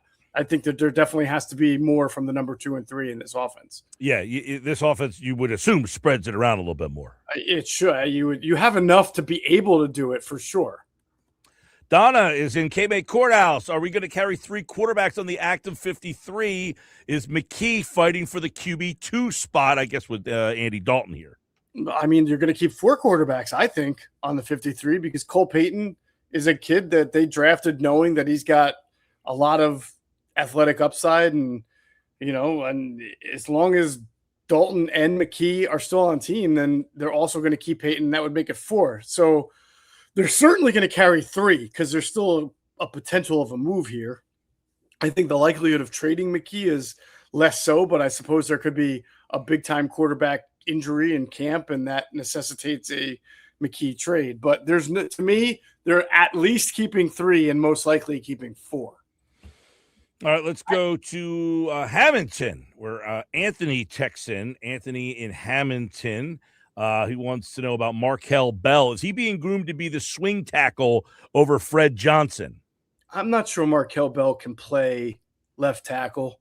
I'm sure they'll train him as such, but he's a wide, big man, and he's played right tackle. And every scout I spoke to leading up to the draft said his position is right tackle and that he doesn't have the lateral agility or quickness to play left tackle. But you know what? It wouldn't shock me if somebody once said that about Fred Johnson too. Coming out of college, big, huge guy coming out of Florida, not necessarily the most gifted athletically. So again, they'll train him and see how it works there. But I have some doubts that Markel Bell is going to be good enough to be at both that it costs Fred Johnson his roster spot. I don't think that'll happen. That's an interesting question because that spot last year obviously was a big factor for this team, and it generally is with Lane Johnson, right? I mean, you need that guy to be able to handle that spot. Right, and that's why the question is immediate swing tackle. So you're talking about this year. I mean, obviously in the future, who knows? But because in the future, most likely Markel Bell will be your right tackle if he's good and lives up to his billing. And then they'll have to figure out, it'll be interesting to see if any of these guys, whether it's Miles Hinton, whether it's Cameron Williams, whether it's anybody else that they've brought in here, Holland Pierce, if any of these guys have the capability to play both sides of the line. Chuck in Cherry Hill wants to know what happened to Kaylee Ringo. Is he still in the mix? I mean, he's a great special teamer. So that makes him in the mix for the 53, but he's done. I mean, his opportunities to be a starter or the top backup, I mean, the window was open for the last 2 years, and he did not crawl right through. And instead, you watch the Eagles go out and get Jacorian Bennett, go out and get Adoree Jackson, go out and try to revive Jair Alexander, go out and sign Reek Woolen. So, no, I mean, he is no longer in the mix to be among your top 3 or even 4 outside corners, because you've got Woolen, you've got Mitchell, you've got the guy Jonathan Jones that they signed. They've got other corners too. I just think his time to prove himself as a player on this defense is done. All right, let's go to Vinny in Washington Township. This is on the text board here, and he wants to know, can Trotter play if needed, or is he a guy that's on the bubble? Oh, I'm so glad Vinny asked this question, because Adam and I, tomorrow morning on Inside the Birds platform, we're having our second part of a 2-part series of guys that we're optimistic about in 2026. We each picked 3 for offense and 3 for defense. So tomorrow's defense. Offense is out today. And I will give away my hint. Trotter is part of this discussion. And I firmly believe he's not on the bubble. He's your number 3 inside linebacker. And I think that this guy can play. And if you were competing on another team that didn't have Zach Bond, an all-pro, and didn't have Jihad Campbell, a first-round pick, in the starting spots, he'd probably get a better look to be a starter. You don't find a whole lot of great ILB play around the NFL. But, what he lacks in athleticism, Mike, he compensates in just having a great understanding of how to play linebacker. And I was saying to Adam that it amazes me when I go back through my notes at training camp and OTAs last year, how often I had 54 just written, like 54 is there, 54 in coverage, 54 makes a tackle. Like, he's always around the football. He makes plays. He hasn't had to play much. He's a great special teamer, but when he gets in, he plays well. And I think he's going to have to play this year, because each of the last 2 years you've seen the backup ILB have to play. 2 years ago was Oren Burks when Nakobe got hurt. Last year, it was Jihad Campbell for the first 8 weeks until Nakobe got back. So 3 years ago, it was somebody because Nakobe got hurt. So I think that Trotter will probably wind up having to play, and we'll see that he can play this game. That's what I was going to ask. Like, let's say, the Eagles in the past have gone with guys like Trotter because they just put no focus on that position. If they didn't have all this first-round talent with Campbell that they invested in, Dean that he was a third-round guy, but do you think Jeremiah Trotter could start in this league? Yeah, for sure. I absolutely do think he could. Now, do I think he'd be a Pro Bowler or an All-Pro? No. I think that he reminds me a little bit of TJ Edwards, who also coming out of Wisconsin, knew how to play the game, smart, lacked elite athleticism, lost a few pounds to try to run a little faster, but he always had to develop that. I think it was by year 3 that he became a starter. I think I've seen it. I mean, he's going into year 3, but I've seen the instincts and the understanding and the awareness of how to play. He's just been stuck behind really good linebackers. That's not his fault. Yeah. Who thought that the Eagles would have this many good linebackers over the course of years now, right? Over the course of years now.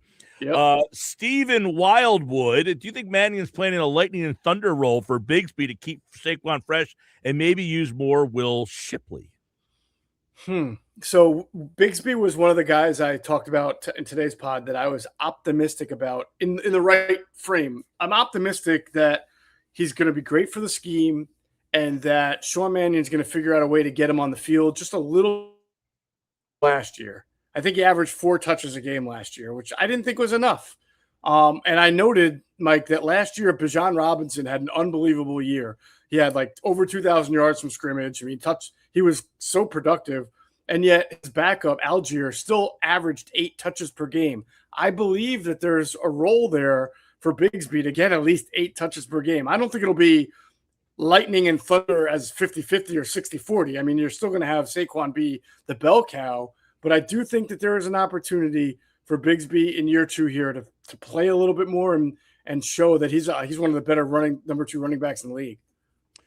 I like the Shipley element, though. Like, in this offense, is there more for a pass catcher in this offense? I'm sorry, you broke up a little bit on me. Did you ask about Shipley? Is that what you're saying? Yeah, Shipley. Is there more is there more opportunities for a pass catcher in this offense of running back? I think that remains to be seen. We've had that discussion a lot about pass catching running backs, and DeAndre Swift came here and he could, and it just never worked. And I know this offense has the ability to have it in there, but I think we've got to be able to see it before we declare it. All right, Dave in Egg Harbor Township. Does Howie bring in some training camp competition to push Jake Elliott? That question's been asked a lot out of circles, but it's the first time it's come across on the Mosher mailbag here.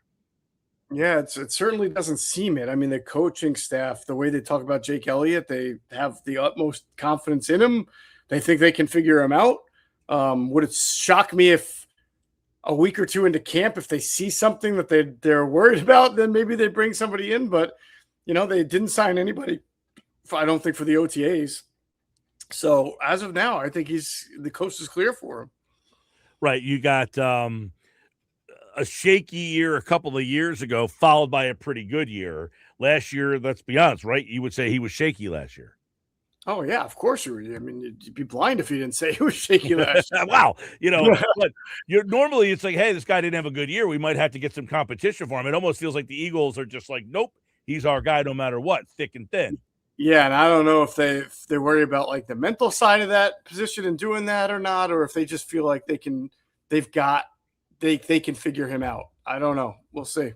All right, that's a Mosher mailbag for this Monday. He's back on Wednesday's football at 4 here on the Sports Bash Live. Keep those questions coming at Mike Gill Show on the email, on the text board, and Geoff Mosher is back on Wednesday to answer your Summer Eagle questions as we are counting down to the Eagles at training camp. All right, Moshe, enjoy what's left of this summer.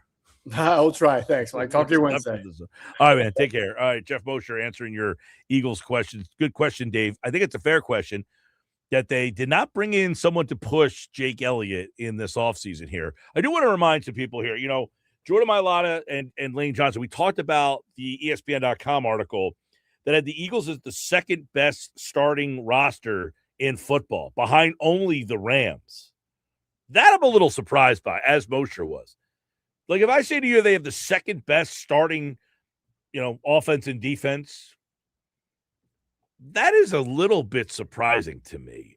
I know, listen, they have a very good offensive line if healthy, but this is like talking about Joel Embiid now, if healthy. They got a lot of injury problems on that offensive line. That does worry me. But Mailata and Lane Johnson, the blocking schemes are changing for these guys too. Mailata's only played in one offensive system. Same with Lane Johnson for the most part. So now you're asking these two guys who have been in this offensive system for years and years and years to now completely switch, and you're calling them the strength of the team. You got Dontavian Wicks coming over here. He knows this offense pretty well. But Lemon, rookie, who had hamstring issues already, is he going to be ready to go full blast on July 29th? We'll see. I definitely think that question about the third wide receiver is a very interesting one. How in play is that guy this season? Because the third receiver in the past has been insignificant. And then the last one, somebody asked a question regarding Kaylee Ringo. It wasn't the question about Ringo that stood out, but it was the point about the X factor being Rick Woolen. Like, you better hope that you don't need Kaylee Ringo at corner, because I don't know that they have a lot of depth behind your starters, especially if you're using Cooper as more of a safety this year. And that was brought up too. So good stuff from Mosher on this week's mailbag here, and keep your questions coming as always. If you have Eagles questions, we love answering your Eagles questions. We love the listeners. Thanks to Dave from Egg Harbor Township, Sal in Wildwood, Vinny in Washington Township, Chuck in Cherry Hill, Ant in Hamilton, Donna in Cape May Courthouse, Gary in Williamstown for today's mailbag stuff for football at 4. I got this also when I was thinking about the Eagles. I'm looking at they said a non-starter to know. They went with Hollywood Brown. I like Mosher's about Jalix Hunt because technically he is not a starter. You got Jonathan Grenard and Nolan Smith listed as the initial starters. I think Hunt, though, is probably bigger or higher in regard to Nolan Smith is at this stage of their careers. Anyone who's putting Nolan Smith over Jelix Hunt does not watch the Eagles on a regular basis, because Hunt had a massive impact on the team last year in terms of his pass rush, dropping in the coverage, in terms of his run defense. Nolan Smith basically became such a non-factor that they had to bring in. Remember Zaire Smith at the beginning of the year. They had to make a trade for Jalen Phillips. Nolan Smith had a massive, now, if you want to say, did he take a step back because of the tricep injury? Okay, but he still took a step back. And you're bringing up the injuries on the offensive line issues. I think those injury concerns have to be equally applied to Nolan Smith. Yeah, Nolan Smith, to me, I can't count on him. I'm surprised. This is the projected starters from ESPN.com. I think they got it wrong. I think Hunt would be ahead of Smith on my depth chart. Yeah. Unless Jonathan Grenard plays, on that side, and it's like, hey, that's the side he plays on. I think Hunt can play either side. I don't think he's looked like he's stuck on one side. They also have 3 defensive tackles listed here: Jalen Carter, Ojomo, and Jordan Davis, with Grenard, Smith, and then linebackers Bond, Campbell. Your corners, they have Mitchell, DeJean, and Woolen, and then they have Makuba and Epps. So it looks like they got the depth chart a little off on this one for the ESPN.com listing there for this article that came out today regarding the most talented starting rosters in the league. I don't know if it's the depth chart is wrong as much as it seems like they're projecting based on a formation that we would not likely see. You know what I mean? Like the what you just read off sounds like it was like they were mixing the nickel formation with the base package. It was like a mishmash. All right, Sports Bash Live, 97.3 ESPN. Good football conversation with football organizers. Always down here tomorrow. And Geoff Mosher is back on. So our division previews start this week. We will dive into the AFC East. Jets, Dolphins, Bills, and the Patriots. That's all right here on the Sports Bash Live. By the way, our Phillies Fastball post-game show tonight at 5:30. Phillies are down 10-1 in the 6th. This is getting out of hand. 10-1 in the 6th. 5 All-Stars for the Phils: Sanchez, Duran, Schwarber, Harper, and Marsh. Remember a couple of weeks ago we were asking what's the over-under. What was it, 3.5 I went with? They got 5. They really should have had 6. Wheeler should have been on this team. There's still an outside chance he can make it, though. Yeah. There are injury additions that could be added later in the week. But the only question with Wheeler is he's projected to start on Sunday. So it's like, do they just put him on for the sake of putting him on? They don't pitch him Probably on not. Tuesday? It would be like one of those situations a couple of years ago. Yeah. Now, Sanchez, if he had a chance to start the game, I would think that got knocked out today. He got hit hard. Actually, the runs that he gave up early was an error on Trey Turner that really opened up the whole inning, but he got hit after that too. He got smacked around a little bit. Listen, who knows? Maybe Mizorowski gets up 2 home runs later this week. And I doubt it. Don't doubt it. He gave up 2 home runs the other start. He got wrecked. 4:24. We got Nuggets on the way. Stick around on the Sports Bash Live on 97.3 ESPN.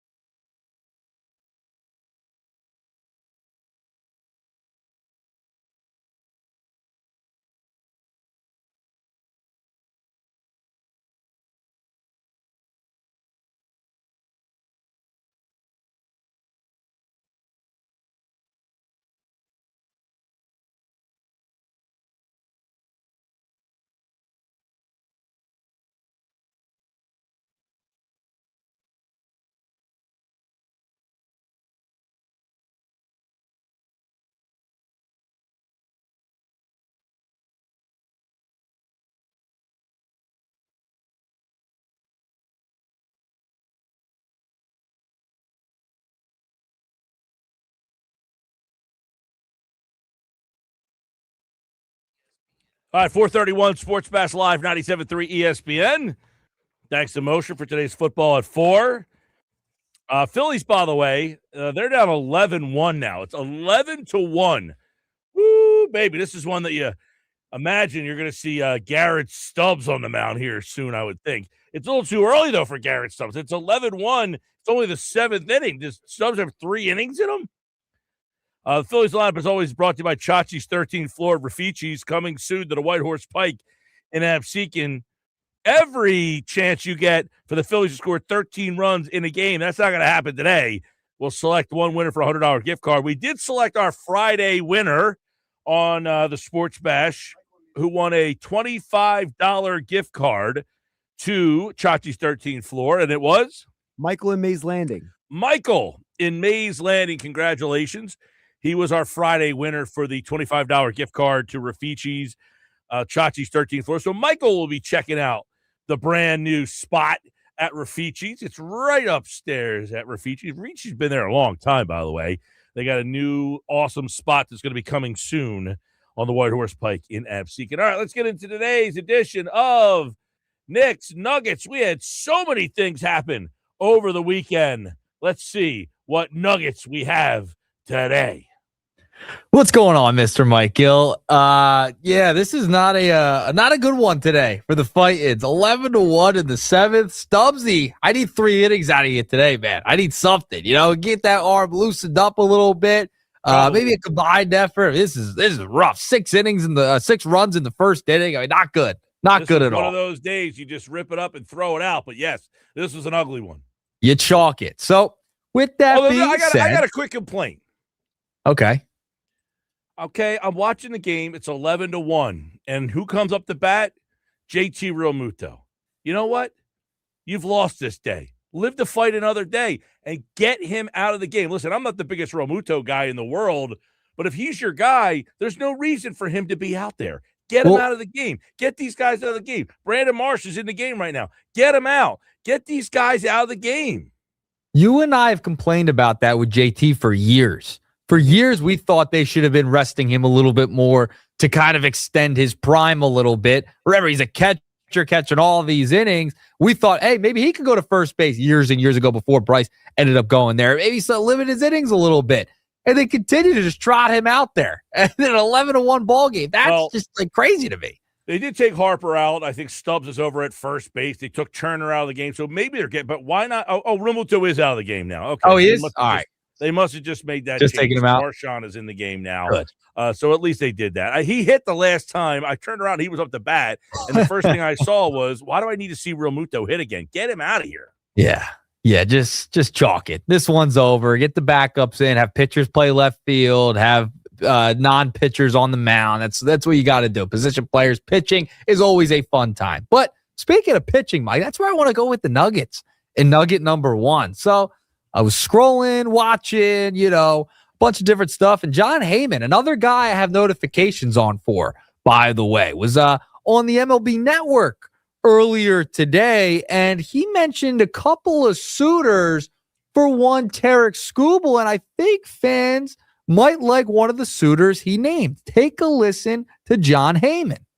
I'm going to throw in the Phillies there. We've heard their name a little bit, but obviously they've been looking for a number of different things. But we know they have talked about starting pitching more on the back end of the thing. But I wouldn't be shocked. To beat the Dodgers, you got to have left-handers. Obviously, they got Sanchez and Luzardo. You add Skubal to that. That's a pretty good trio of left-handers. So I'm going to throw the Phillies in there. So he's throwing the Phillies as a possible suitor for Tarek Skubal. Is this a move, Mike, that you'd make in a heartbeat, and it doesn't matter who you're giving up? It doesn't matter who I'm giving up. Sure, yeah, because I don't think there's anybody in the Philly system that I have to keep at this point. I mean, I got a guy who's got a bad back and hasn't played. I've got a pitcher who has basically been up here and sent back, and I like Painter. But I don't think Painter at this point, for my liking, is ever going to be better than what Skubal is, even if he turns into an all-star. Skubal is not an all-star. He is a next-level guy. I mean, he is, probably top 3 pitcher in all of baseball. So yeah, it doesn't matter what I'm giving up. To me, Skubal is on that list. Yes. I think the Phillies should sell the farm for him. I don't care. I'm not worried about the injuries. I'm not worried about the future of the Phillies because honestly, you look at it right now, you look at that farm system, there is no future for the Philadelphia Phillies. Okay. Let's get real about this. Stop holding on to the prospects. Enough already, Dave Dombrowski. Utilize everything to your advantage, which is not much, to go get a guy like Skubal. This is the year you got a shot. You had a little bit of rejuvenated energy with Mattingly taking over the job. The team's playing well. Obviously, you would like to upgrade the outfield as well, but pitching will win you games in the postseason. And Heyman made a massive point there. You need left-handers against the Dodgers. So wouldn't it be nice to have two left-handed starters against the Dodgers when you face them in the postseason and then have one like Luzardo coming out of the pen? That would make a lot of sense, and that would help you possibly get over that hump. So you'd have Sanchez, Wheeler, Skubal, your first three, and Luzardo coming out of the pen. That's a win for me. That's a win if you can get a Skubal into the mix. He's a left-hander to go up against the Dodgers in the postseason. I think that's it. That's it. That is your point right there. You need no other explanation. Hey, listen, I have no other explanation other than this. I have two top-end starters, and if one of them happens to look today, Christopher Sanchez splits on the road are not great. So there's a good possibility he goes to L.A. and loses a game, right? That's sure. Not win that he wins no matter what. He could go to L.A. and lose a game. His splits on the road have not been good. So let's say he loses a game and Wheeler wins the game. So now it's 1-1.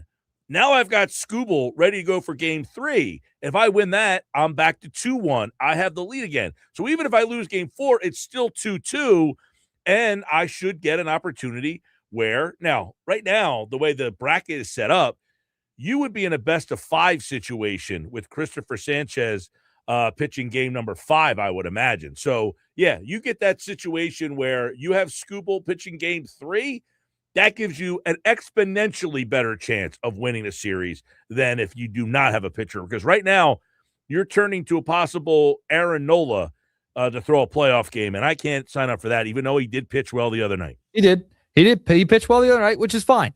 But you're looking to win a World Series. Enough with beating around the bush, okay? You need to go and try and win it right now. These guys aren't getting any younger. You have an impending lockout as well coming up into next year, which who knows when we'll get baseball back. Your farm system is fairly weak, okay? It doesn't have a lot of depth, very top-heavy, and Painter, your best asset, struggled mightily coming up this year. So with that being said, you need to shore up that other starting position. I don't want some Michael Lorenzen. I know he threw the no-hitter. I worked that game. I don't want a Michael Lorenzen back end of the rotation type of guy. You need an ace. You need someone that is going to be a problem in the postseason. No, just like putting Band-Aids on stuff. Okay, Dave? You need to give up whatever you need to give up to get another starter. I think a starter is way more important than a right-handed bat. Hey, right-handed bat's been for years and years and years. They need another starter right now this year if they want to have a shot in the postseason to go for it. Because what are you waiting for at this point? Guys are getting older. They're hitting their 30s. You go for it now, and you win with pitching. That's how you win. Because if the other guy, if Harper, Schwarber, Turner, they don't show up in the postseason, you're not winning anyway. So you might as well try and outpitch everybody. Yeah, I mean, listen, I definitely think that last year, even with the lack of offense, you can make an argument that you could have beat the Dodgers if you had better pitching, whether it be starting pitching and or bullpen pitching. A lot of those games were close games or tied games that went into your bullpen, and their bullpen did the job. Yours did not. So if you're in a situation where it's 2-2 in the 6th, 2-2 in the 7th, 2-2 in the 8th, 2-2 in the 9th, you only need one big hit, as opposed to if your pitching is failing you and you need 8 runs or 9 runs. That's not where this team really is. Generally, they need to score 3 or 4 runs, and that's a lot easier to do if your bullpen is keeping you in the game and it's a 2-2 game in the sixth, I only need one big hit and I win that game 3-2. So I'll take my chances with that if I had a better arm in the starting rotation. Plus, pitching plays longer. The pitcher can stay consistent. You'll see a pitcher pitch 3 or 4 good games. Hitting is up and down and all around. So even if I get a good hitter in here, maybe he's hot for the wild card. Maybe he's hot for the division series. Maybe he's hot for the CS, but then he cools off for the World Series. Well, anyone can get hot at any time, especially when it comes to your lineup, right? Like Harper could be great in the DS, fall off of the CS. Schwarber could hit a couple of bombs throughout the postseason, fall off of the World Series. You know what I mean? So guys, we saw with Castellanos. Yeah. Castellanos in that Braves series was ridiculously hot. And then he was awful in the Arizona series. We saw it with plenty of guys. I mean, that's why offense is so unpredictable. They go up, they go down. Pitching generally wins the day no matter what. Very rarely do you see a stud pitcher like today, for instance. When Sanchez gets hit around like this today, you're shocked. Like you're stunned. What? Yeah, you're stunned.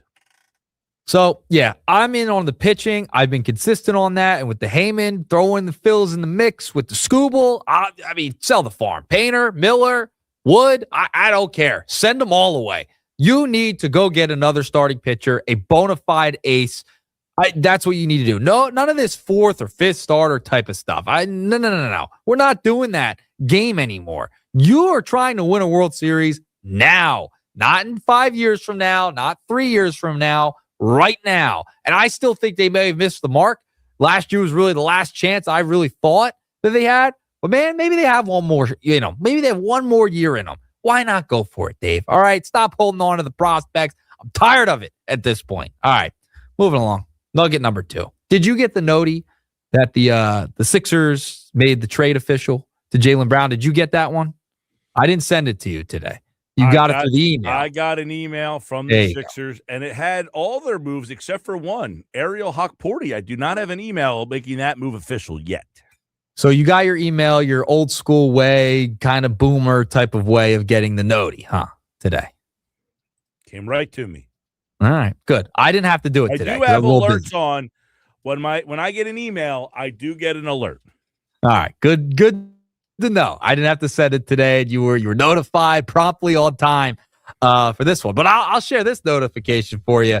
That earlier today, Shams Charania tweeted out that the Sacramento Kings are waiving DeMar DeRozan, making the 6-time All-Star one of the top free agents. Sources tell ESPN. The sides work collaboratively on this resolution after exploring trade routes. Sixers have another roster spot left on the roster. And if it's not LeBron, which I think the best destination for him would be the Sixers, clearly the most talented out of the teams that are being mentioned, is DeMar DeRozan a name the Sixers should definitely inquire about at this stage in the game? Mike Gill, he's out there.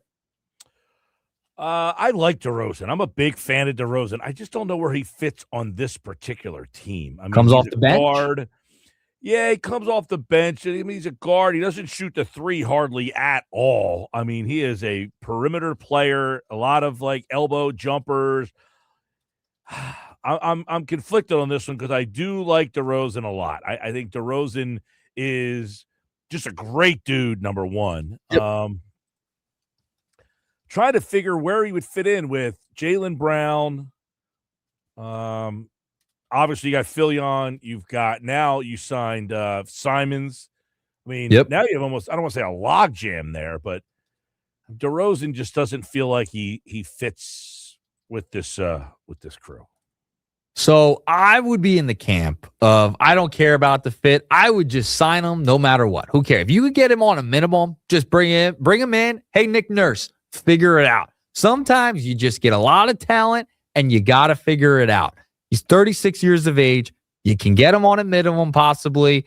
I would just do whatever it takes to make it work. You bring in a DeMar DeRozan, a guy who's been around, a vet. You're kind of changing the culture of the team as well. I think that would be part of this piece.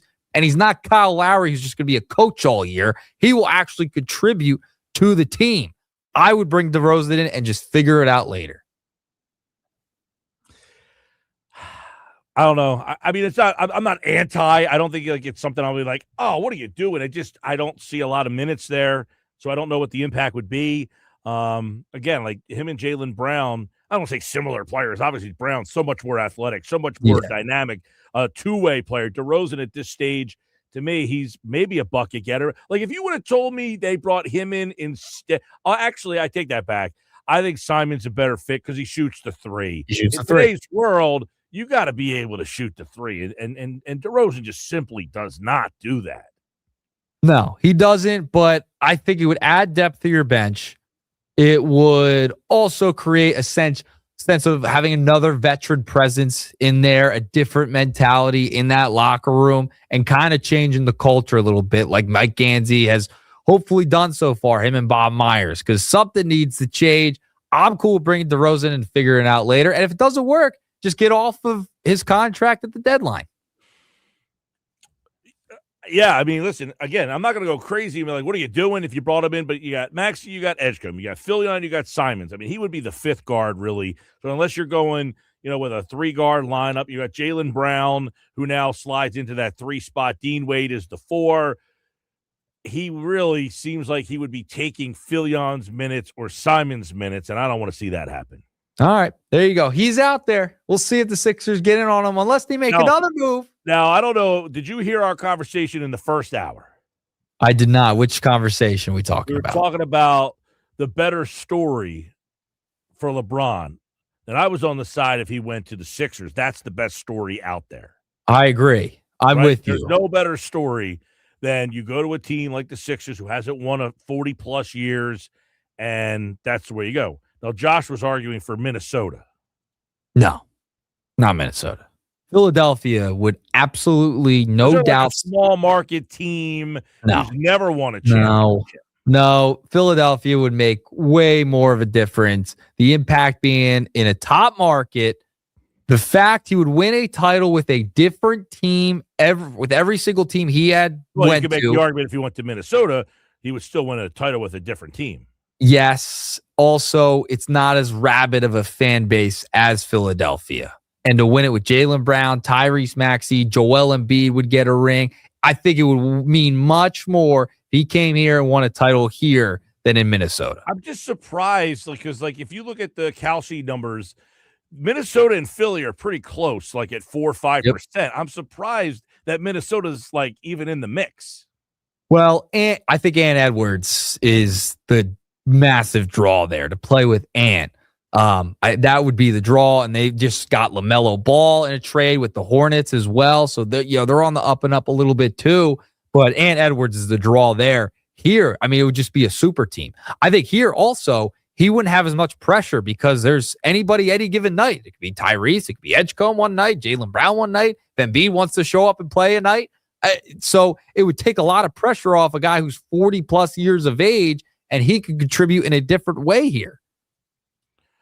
Listen, I agree. I think that's the story. I don't think it's even close. To me, you go to and Rich Paul kind of brought this up that he would have gone to the Knicks had they not won the title. Yep. But them winning the title makes that kind of like an anticlimactic reason to join them. So the next team on that list of, storied franchises who have not had a lot of playoff success in 40, 50 years, it's the Sixers.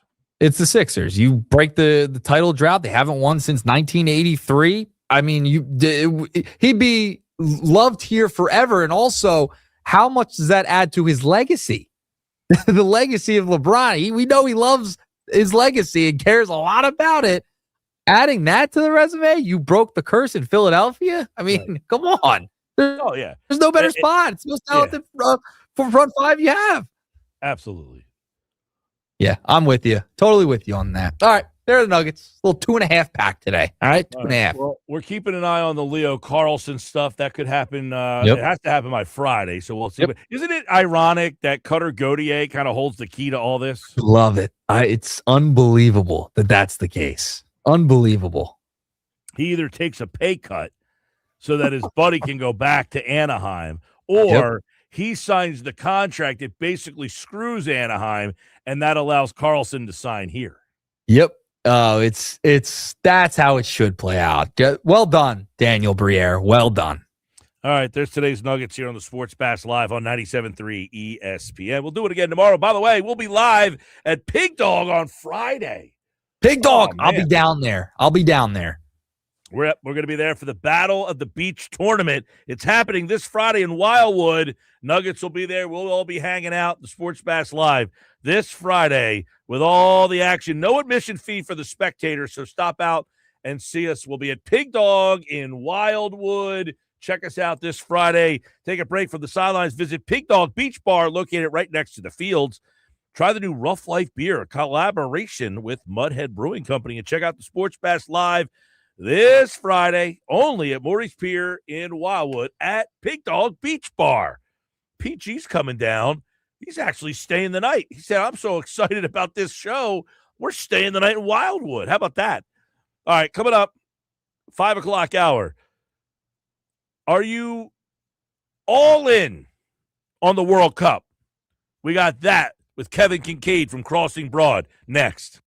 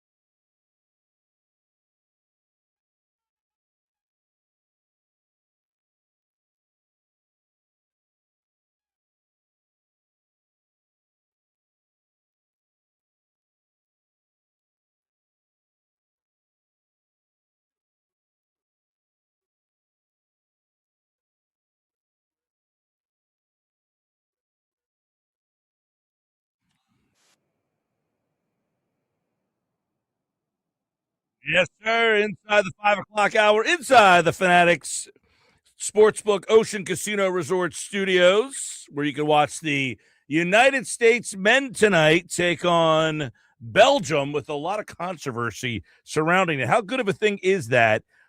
What is this soccer thing? You know, I'm not the biggest soccer guy in the world. I readily admit that.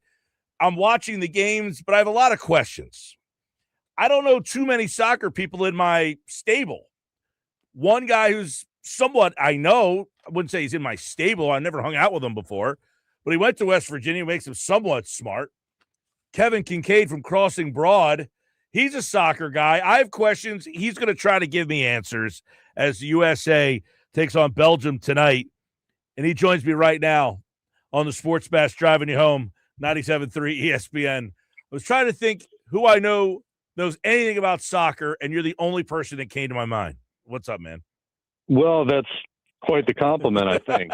So, actually, I have a friend who has season tickets to the Union, so I could ask him, but I think he's busy right now. Well, I'm busy too. Actually, I'm in the Best Buy parking lot here because I have to buy a new keyboard. I was so mad about the red card that I smashed my keyboard. Now I got to buy. No, I'm just kidding. I wrote so many blog posts that I broke the space bar, and now I got to replace the keyboard. So here I am. So obviously, let's start there. Okay, let's start with this red card thing. For the people who are very casual and are just listening, but they're all into this right now. You wrote about this at Crossing Broad. You said this situation stinks all around. How should we feel about this whole situation for people who are like, I don't even know what the heck a red card is. Why is it this? I mean, you've heard so many different things about this. Why does this situation stink? Yeah, well, I mean, to just put it in the most basic terms, I mean, if you get sent off in the game, you're suspended for the next game. So Folarin Balogun is the starting striker for the United States. There was kind of a bang-bang play where he came down on the other guy's ankle, one of the Bosnia players. They went to VAR, which is video assistant referee, the review a process that they have, and they determined that it was violent conduct, I guess. And so he got a red card and he got sent off. And it was kind of a controversial call. A lot of people didn't like it. Other people thought it was fair. So let me just interject with this. Okay, yeah. I'm not a soccer fan. I'm watching the game. I didn't find anything to be malicious or no intent. I'm watching England last night. There was a red card in that game, and I thought that call was so weak. And those are some of the reasons. And I'm like, if that's an intent, there's a problem that they're throwing people out of the game and then penalizing for another game because of what happened there. Believe it or not, intent is not part of the kind of like the language that's written into the rule book. So you could go launch yourself full speed and kick a guy in the chest with both of your spikes and you can get sent off, where you can also accidentally come down on a guy's foot and they'll call both of them the same way. Which I think is ridiculous because I think intent and force and violence are big things to consider in it. You know, I mean, and in the case of Balogun, he's kind of trying to get in front of the guy. He's trying to shield the ball and hold him off. The defender comes in. He's trying to win the ball too. They kind of like bang into each other. It's a little funky. It's a little clunky. Balogun just kind of happens to put his foot down on the guy's ankle. But I mean, anybody who watches it can see it's just a fast bang, bang kind of play. I mean, that stuff happens. Oftentimes what happens is they'll just kind of hand out a yellow card because he hurt the other guy, but he didn't injure him. And they'll get on with the game and they'll not ruin the game by sending one guy off and making it 11 versus 10 for the rest of it. You know, that England play last night, the guy comes in really fast and he launches himself off the ground. He's trying to get the ball, but his spikes are kind of up and showing. And so when he goes over the ball and he misses the ball, he hits the other guy in the shin. And they always red card those things because sometimes you can break legs by doing it. But I think there should be a little bit more grace and kind of like giving the referee the determination of like, I don't think this guy meant to do this, you know? All right. So he gets the red card. There's some discussion on, there's some debate on whether it was even warranted or to be a red card or not. He gets the red card. How unprecedented is it that it has now been reversed? It's super unprecedented. I mean, it seldom happens. And what they did was they just invoked like a rarely used law in the FIFA rule book where they didn't rescind the red card, but they essentially suspended the suspension, if that makes any sense. So it's just a mechanism in which Balogun is allowed to play tonight. And, it just set everybody off, because, now you're kind of going down a slippery slope of like, well, if the United States can get their guy to be able to play after a red card, then we're going to put in an appeal for our guy, and we're going to send a letter to FIFA for this, and we're going to complain about that. And the thing is, Mike, there's no appeal process for red cards, not at the World Cup. Now, in MLS, you talk about your guy who's got union season tickets. If there's a red card in that game, you can appeal the process, and there's a disciplinary committee that looks at those infractions, but not at this particular tournament. So you're kind of stuck whether it was a fair call or not. But yeah, I mean, look, so people are kind of conflating two different things. One was the incident itself and whether it was correctly called a red card. The other one is like Donald Trump making a phone call to FIFA, and FIFA just kind of arbitrarily saying like, oh, we're going to let this guy play tonight.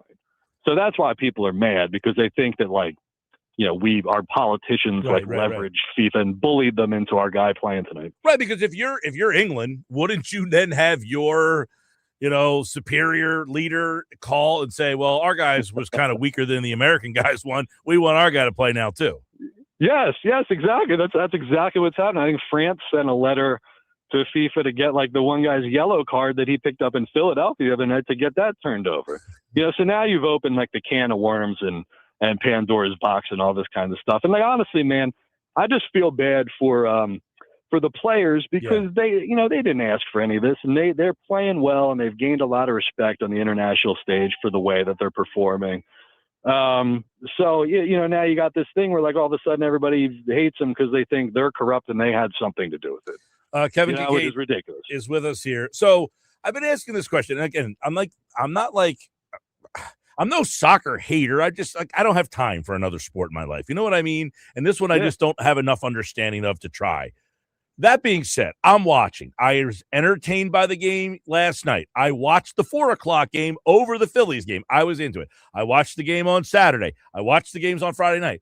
So I'm in, okay? Now, if I said I am ready to fall in love with this sport, there's so many quirks that have not grabbed me enough to say, okay, I'm in love with this sport. You won me over. However, my question would be for you, as a guy who follows the sport much more regularly, if the United States won the World Cup, what does that do for the sport? What does it mean? That's what I can't figure out. Because I've been hearing for years, the sport thing, we all know it's a huge sport. We all know how popular it is. But if they won the World Cup, like, what is the ultimate ending for that sport in this country? Yeah, I don't know. You just kind of keep growing it at the grassroots level. I think that there's a distinction to be made here. Okay, there's two different types of people in this country. There are American soccer fans, and there are fans of American soccer. Okay, the first one is a guy who will go to the pub at 7 a.m. in Philadelphia and he'll watch Arsenal play in the Premier League, right? But he doesn't necessarily give a crap about the Philadelphia Union. And then the other type of fan is the person who wants to see United States soccer get better. They want to see Major League Soccer get better. I think that divide is where we kind of have to like bridge the gap a little bit, because there's factions of soccer fans already in the country. I'm one of the people who wants to see the Union get bigger, because they're a local team, they're a Philadelphia team, South Jersey team, Delaware team. And, if we can generate more grassroots support for the teams that play here, I think that's where we got to go. There are a lot of Manchester United fans over here. I don't give a crap about Manchester United. I give a crap about the Philadelphia Union and getting them bigger and more important and getting people to care about that. Because that's how we grow the sport here. You know, I mean, it's one thing to go to the bar and watch the games and say, hey, I like it. But until our domestic teams can compete at the level that the other teams around the world can compete at, okay, so I think we're behind the eight ball, Right. So what's the gap? That's a great point you bring, because I always say, until the MLS becomes like the NHL is a great example, because there are so many international players and they come here to play. They don't say, hey, we're all going to go play in Canada or Czechoslovakia or wherever. No, we're going to America to play. That is not going to happen, right? That is not ever going to happen. Well, I think what we need to do for starters, I mean, like the Philadelphia Union are a decent team. They won a trophy last year, but they did it while being the second cheapest team, having the second lowest payroll in the league. You look at like what Lionel Messi has done for Miami, right, and for Major League Soccer. I'm telling you, Mike, I took my kids out to Dutch Wonderland in a Hershey Park last week for family vacation before the 4th of July. I don't know how many Lionel Messi jerseys I saw on kids, And I see Philadelphia Union jerseys around here, but what stars do they have to market? What superstar? What player? If you took your kid or your grandson or your nephew to a Union game, I mean, what guy's jersey are they buying? You know, we just have to spend more money on it. It has to get bigger. The salary cap has to increase, and we really got to go for it and treat it the way that we treat every other American sport and have this honestly, this American exceptionalism kind of attitude, where we think we can do it bigger and better than everybody else. Exactly. And whether that sounds gross or not, I mean, that's how we get to be the best in the world. So it's not like I'm making some ridiculous statement there, but I think we have to treat it the way that we treat the other four majors, you know? So this particular team, like, where are they in your mind on the world stage? Like, if I'm to watch this team, am I looking at an underdog team that's a great story? Or am I now looking at a team that is competitive and it's disappointing if they don't win a game like tonight? Because in the past, you would lose a game and it's like you lose to Bosnia and you're like, how do you lose to Bosnia? You got a country of 400 million people. You're losing to Bosnia. It's like a joke. You know what I mean? Yeah, well, I think they're right where they are right now is kind of like right there. They're in the round of 16. I don't know if they're a top 8 team in the world, but I think you could make that argument they're like around 12 or 13 or something. So they're somewhere in between this game tonight and the next round. And this Belgium team, I'm telling you, is not the Belgium team that beat them in the World Cup 12 years ago. Some of their stars are aging. They're a little slower. Their defense is not as good as they were. There's no reason, Mike, why they can't beat this Belgium team tonight. This is as good an opportunity as saying they're playing at home. They're playing in Seattle, which is a great soccer market. This is not the Belgium of Vincent Kompany and, Daniel Van Buyten and all these guys you've probably never heard of in your entire life, but maybe your listeners have. But I'm telling you, they're beatable, man. I mean, if we're ever going to make a leap, I mean, tonight's the night. They're not going to get a better opportunity than this. And quite honestly, I think if they lose tonight, it'll be a disappointment. So that goes back, it's like if they end up winning this game, I was talking before. I said, okay, the guys on the United States men's national team, where do they play? And my buddy says, well, they all play in Europe. So except for the goalie. I think the goalie's an MLS player, right? Yeah, and there's a defender who plays in MLS, but he had a long career in Europe. So, right. So, in other words, like even the American players, they're not staying here to grow the sport. They're bolting. Does that change potentially? Yeah, I mean, that's always kind of the question, I mean, your best players leave, you make money for them, and then they help the national team because they go play for the best teams in the world. But at some point, we got to turn the corner and say, all right, we're trying to be that, and we got to keep our guys here, I don't know what that looks like. Does it just come to raising the salary cap, paying these guys more money, using our designated player spots to keep these guys here? But at some point, we're going to have to say, if we want the game to progress to the next level, we need to keep this guy in Philadelphia, keep this guy in LA or Seattle instead of sending him to England.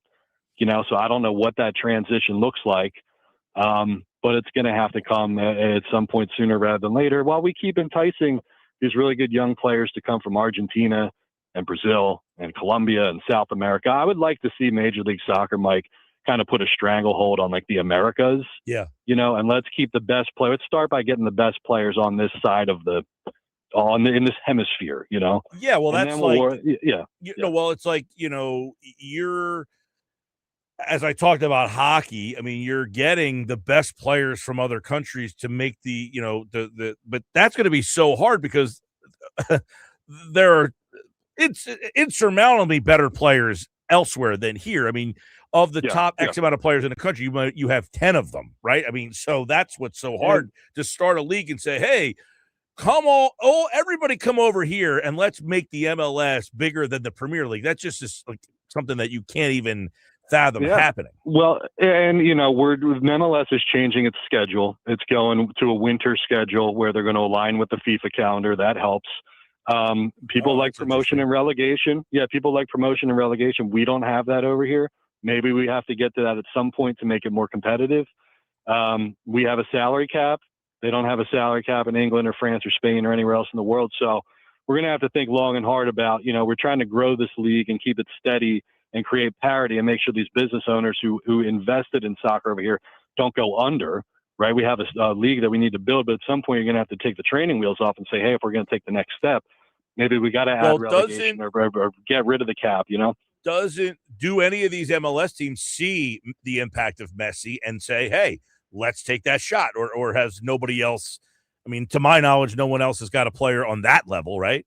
Well, he's the best in the world. I mean, there's no other Messi unless a team went out and got Cristiano Ronaldo, right? Which is probably not going to happen. But I mean, David Beckham came to MLS in 2007, and that was big for the league.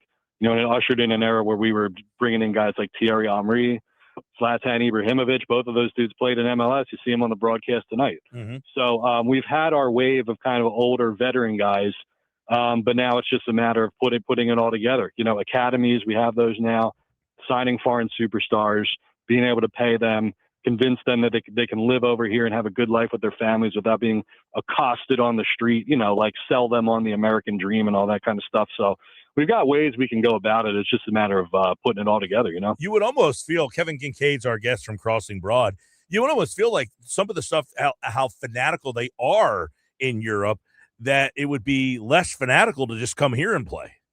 Well, I hear that a lot, honestly. Like these guys from Argentina and Colombia and South America, they come up here and they say that they really enjoy the lifestyle because they can walk down the street in Philly, get a coffee or something and nobody bothers them. Nobody's like, asking for photos or bothering their wife or their kids or stuff like that. So there's a lot to be sold on the lifestyle.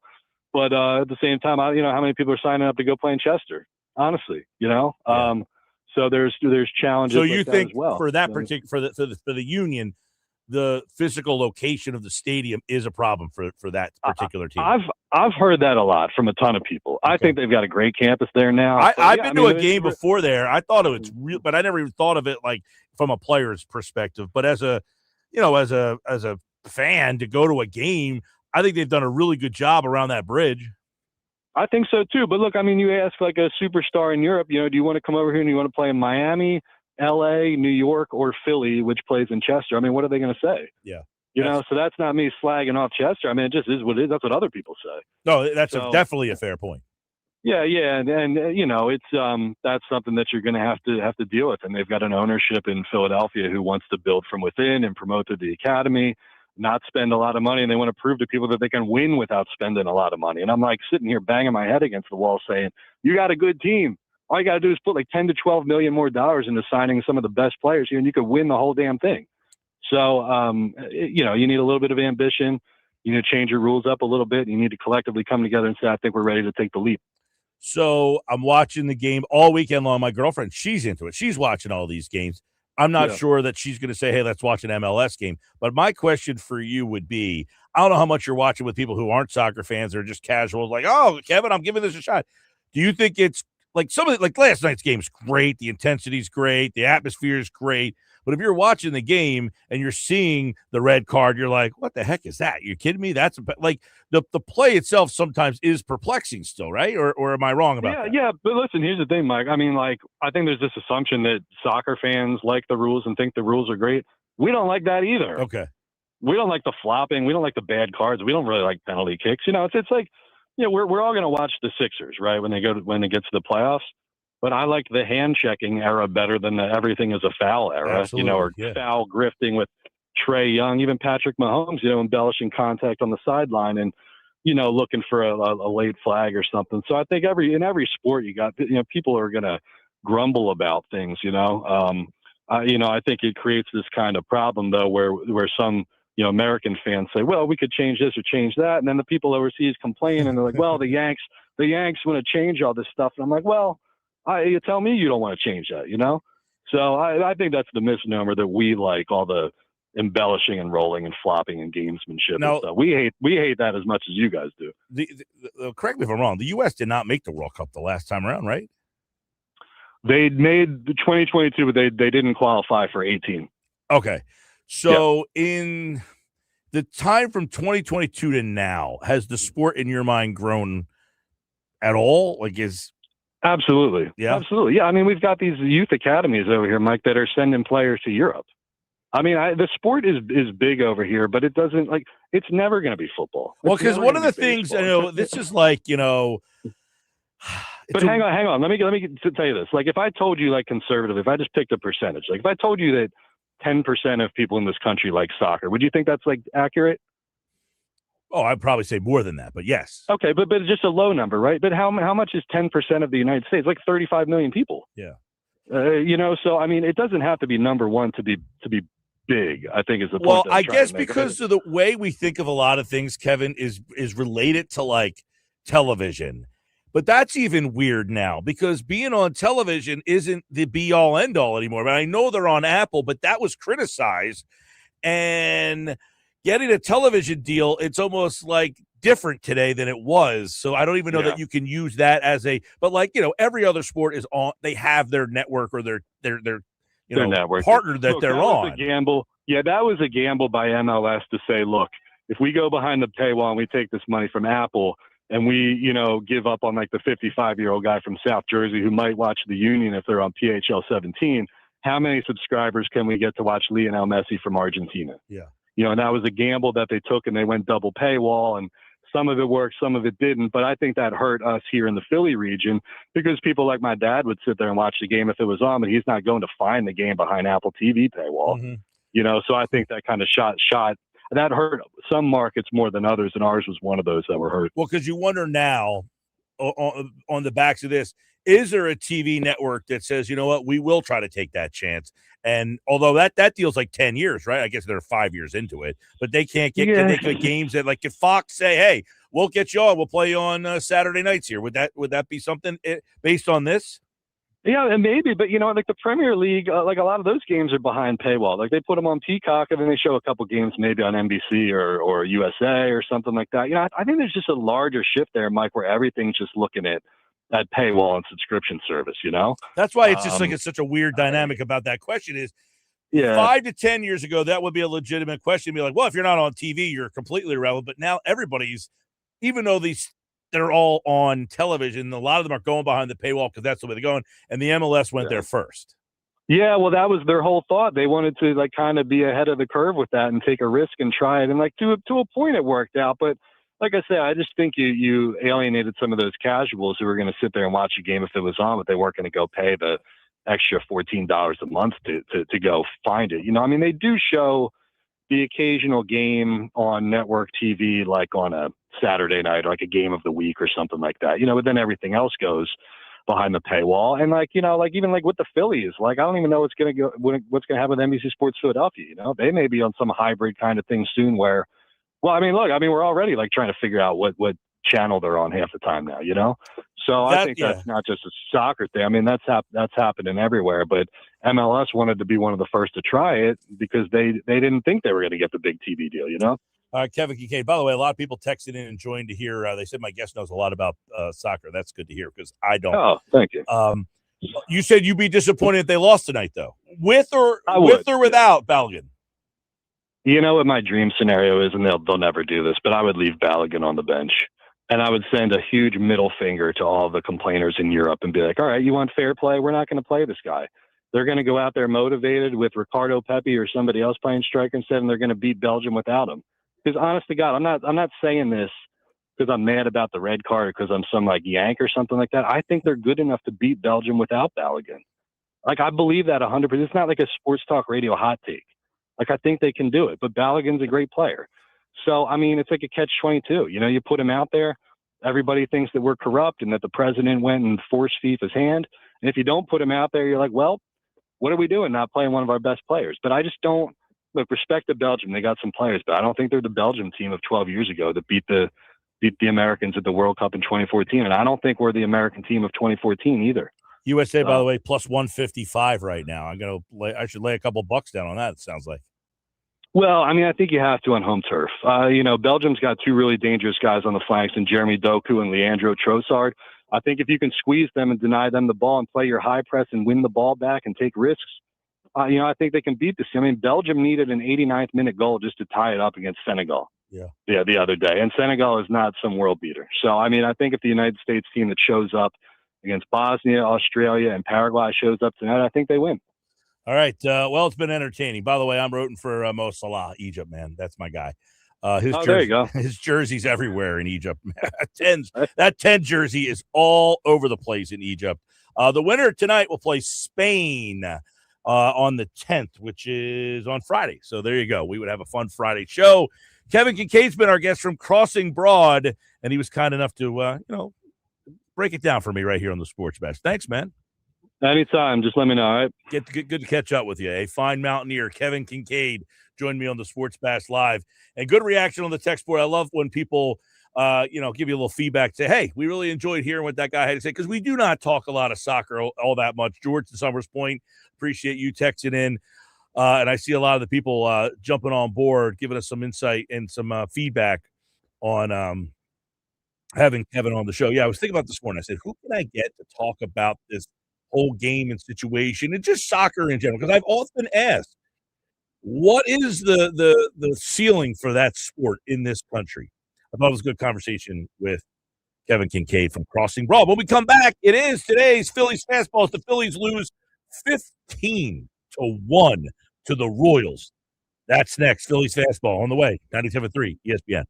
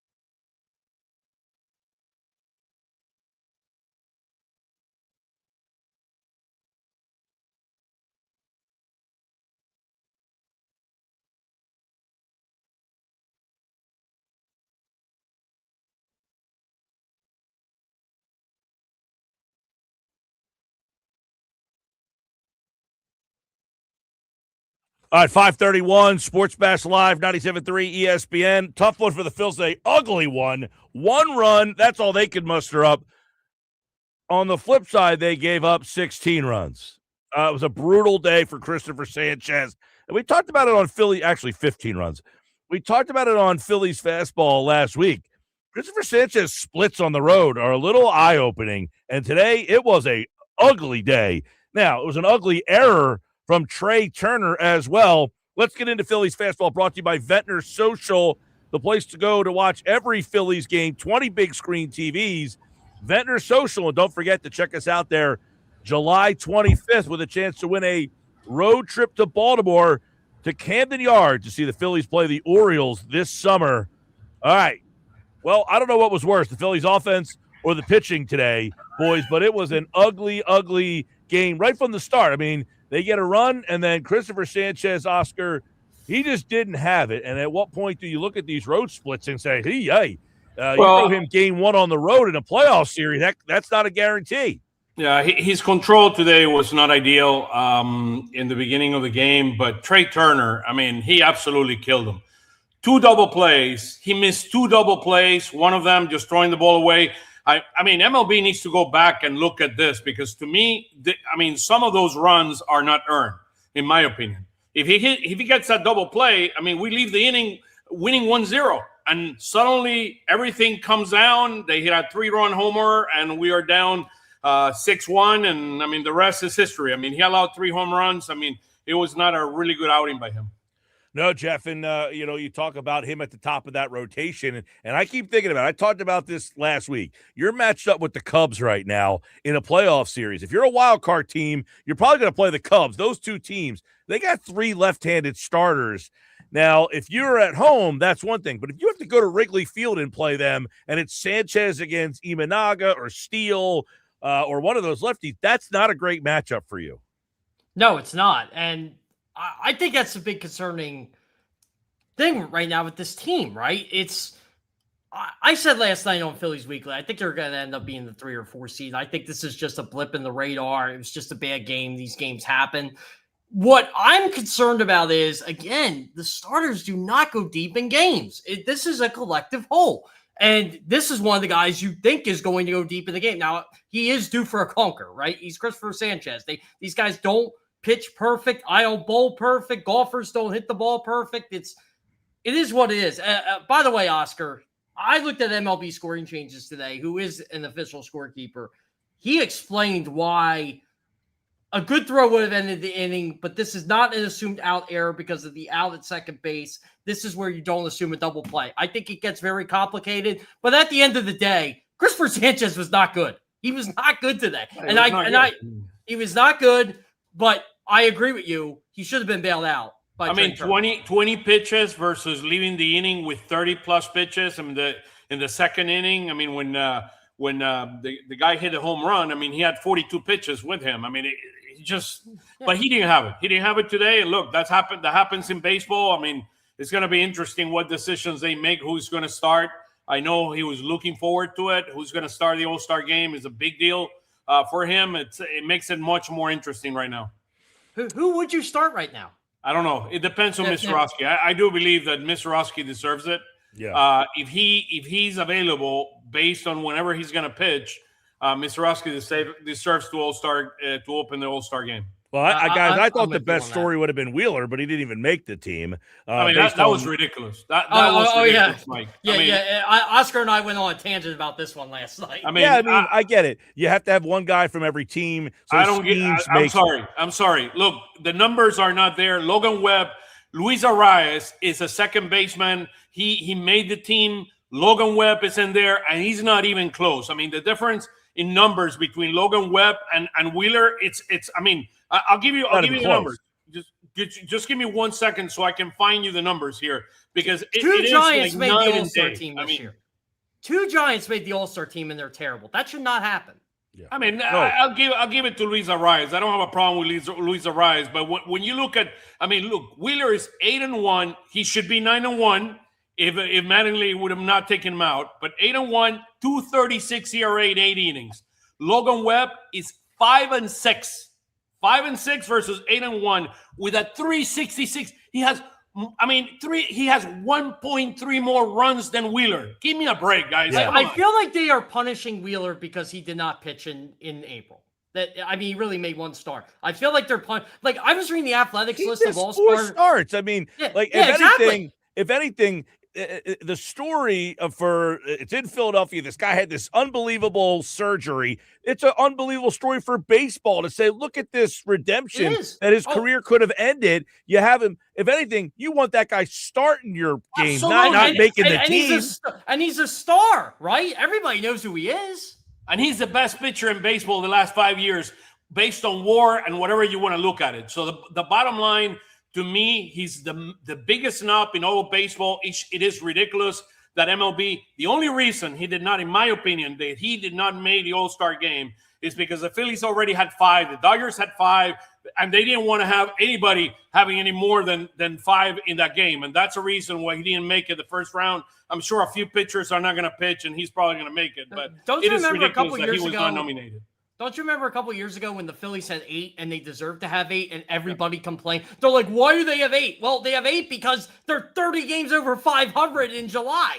Yeah, by the way, Ranger Suarez was going to make the team, and he left yesterday with a doctor issue. Yep. So he's probably not going to make the game either. Well, no, he made the team. He made the team. He just but he's not going to be able to come because of the adductor injury. I mean, that's a pretty painful injury. I mean, you could see the guy left the game. Well, he'll come. He won't pitch. He'll come. He won't pitch.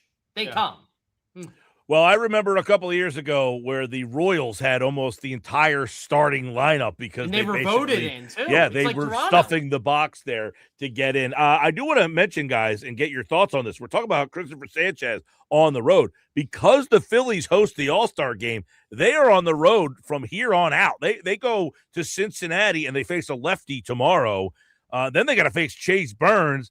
Then you got to go to Detroit for 3, and you're going to end the season, the first half of the season, facing Tarek Skubal. This is not an easy road trip for them. No, 6. So it's going to be 9 straight games. Kansas City, they finished up. Now Cincinnati and Detroit, they got a 9-game road trip here to finish the first half of the season. So all that good that they just have done, you better make sure that you got to win some of these games here. You know what? I think this team is tired. I really do. I think when that 10 games under 500, that mental toll you took to get back over not to get back over, to play to win every game. You got the 10 over. I think you're 9 over now.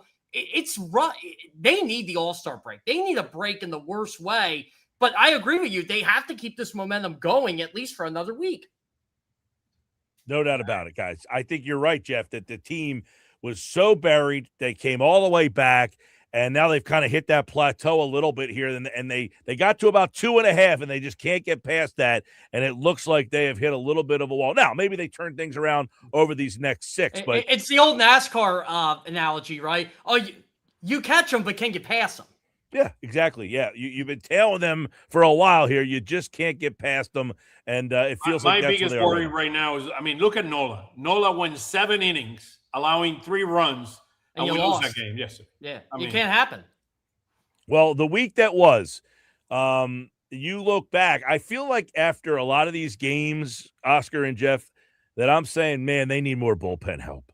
Like, and you're tiring them out. Then the problem is you're going to have one of the games that are coming up is going to be a bullpen game because you send Rangel down. So people are so upset they kept Sanchez in. They had to keep him in. Yeah, because the bullpen was so. I mean, he really should have came out of that game in the first inning, realistically. Mm-hmm. Yeah, I agree. But who you put in? Well, no, you're right. Like they had to keep him out there because they got nothing. Hey, the Dodgers get an advantage. They have 14 pitchers. The rest of MLB have 13. So what can I tell you? I mean, yeah, that is an advantage. I mean, people want to scoff at Ohtani, but it is an advantage. It is an advantage. I mean, it's ridiculous that they can have 14 pitchers. Well, the Phillies bullpen is, by the way, I think what is unfortunate is you thought at the beginning of the year the bullpen was going to be a big positive for this team. Geoff, where's Brad Keller, and what's that looking like?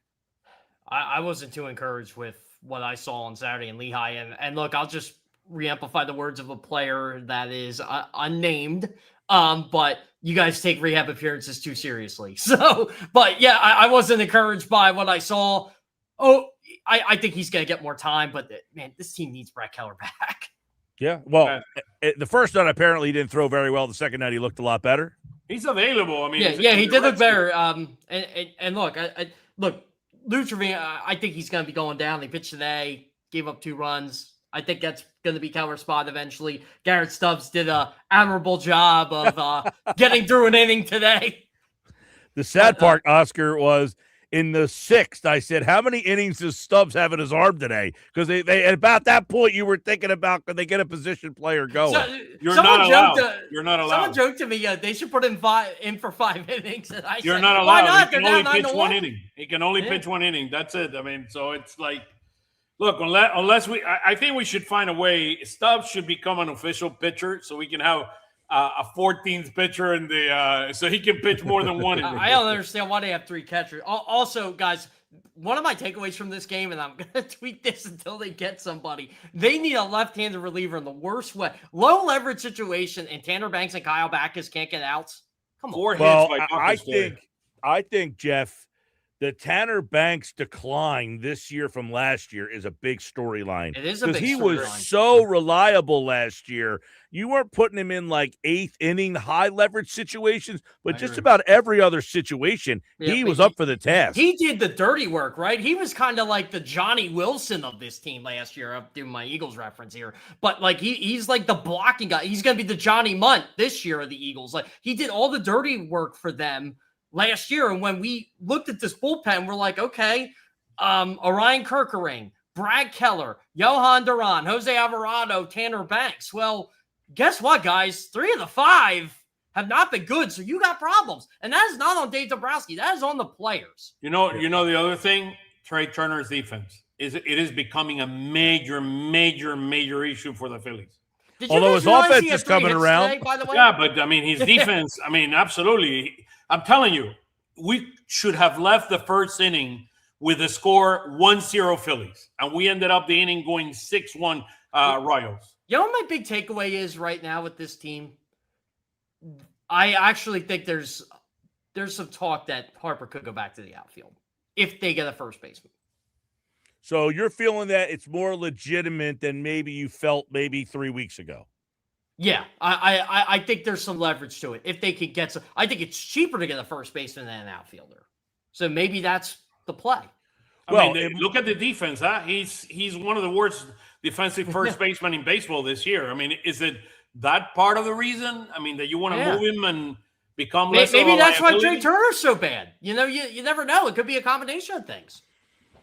Well, that would be interesting to see if they could get a right-handed bat that could play first base. I mean, that opens up your options, no question. And then, obviously, you have Harper playing right field. You don't need a platoon there. You have Derek Hill playing center field with Crawford, and that's your one platoon. And then it gives you your chance to use Sosa back where you really need him.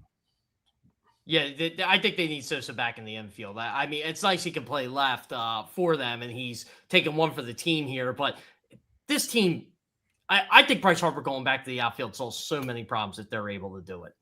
I mean, Christian Walker would be an interesting guy. He's having a great season, 35 years old. Can I tell you, I have you a good afford him? source. No, I have a good source on Christian Walker. Anytime you link him to the Phillies, do not believe what you hear. Okay. That's a pretty good source. I mean, he's owed $20 million, so you're gonna owe him like 8 or 9. Yeah, exactly. I mean, I would love Christian Walker here too, but it's one of those things. I think that ship has sailed a long time ago. Yeah. All right. I was dreaming, and Broxton, somehow I saw him in center field for the Phillies. I think Byron Buxton has a better chance of being a Philly than Christian Walker does, and I have no chance of Byron Buxton being a Christian. That's my dream. I mean, if that guy comes, I mean, he solves so many problems. Right-handed bat. Who you trading for? Center field. That's the issue. Who you trading? Huh? No, nobody. I mean, I just had a dream that the guy was playing center field. Yeah, the dream. Also, positivity from the weekend. Oscar and I talked about this last night. Andrew Painter looked really I was just going to ask you. Let's finish up with Andrew Painter's outing the other day. What did you see there? Look, fastball was high. Sinker was high velocity, even late in the start. The command was great, right? You know, you don't have any walks. If they get this out, Andrew Painter, one more time, you have to consider bringing him back up. To me, he needs to be down there. I mean, maybe 4 or 5 starts. I mean, bringing him earlier. I mean, he's going to stay past the All-Star game. I mean, and we'll see what happens. It's just one AAA team. I mean, he had a great command of his pitches, 6 strikeouts, no base on balls. He had 3 base on balls in this previous game, 69 pitches over 6 innings. I mean, that is pretty impressive in terms of the number of innings and 48 strikes. Look, let's hopefully he continues doing it. If he does it a couple more times, I'll consider it. Here's the thing, though. They may need him unless they trade for somebody. They need we him. know they need somebody. You just hope it's not rushing him to be that somebody. But they just don't have another. I mean, you can bring Rangel back up here. He held his own.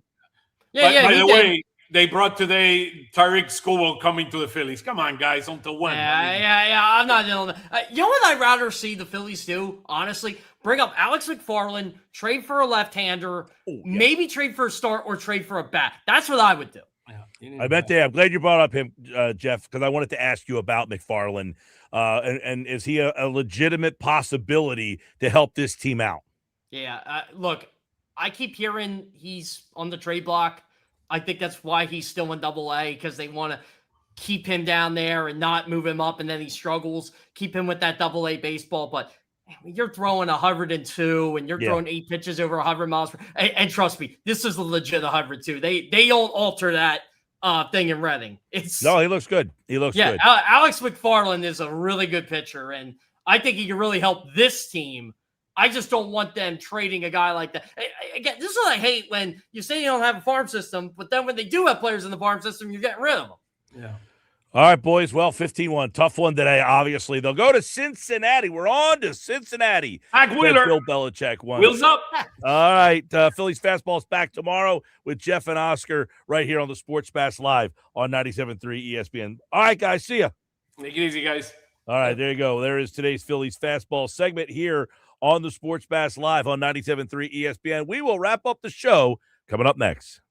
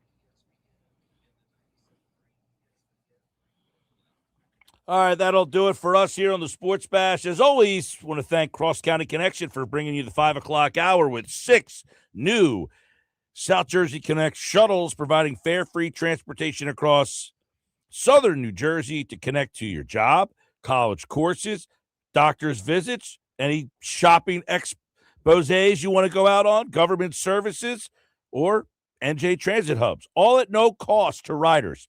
For details, call 856-229-7571 or visit driveless.com. That'll do it for us. By the way, tomorrow, Brad Stevens and the Celtics spoke. You'll hear their side of the story. Sixers tweeted out a picture or some video highlights of Jaylen Brown. They say the only time we'll ever make you watch Celtics highlights. That was a cute one.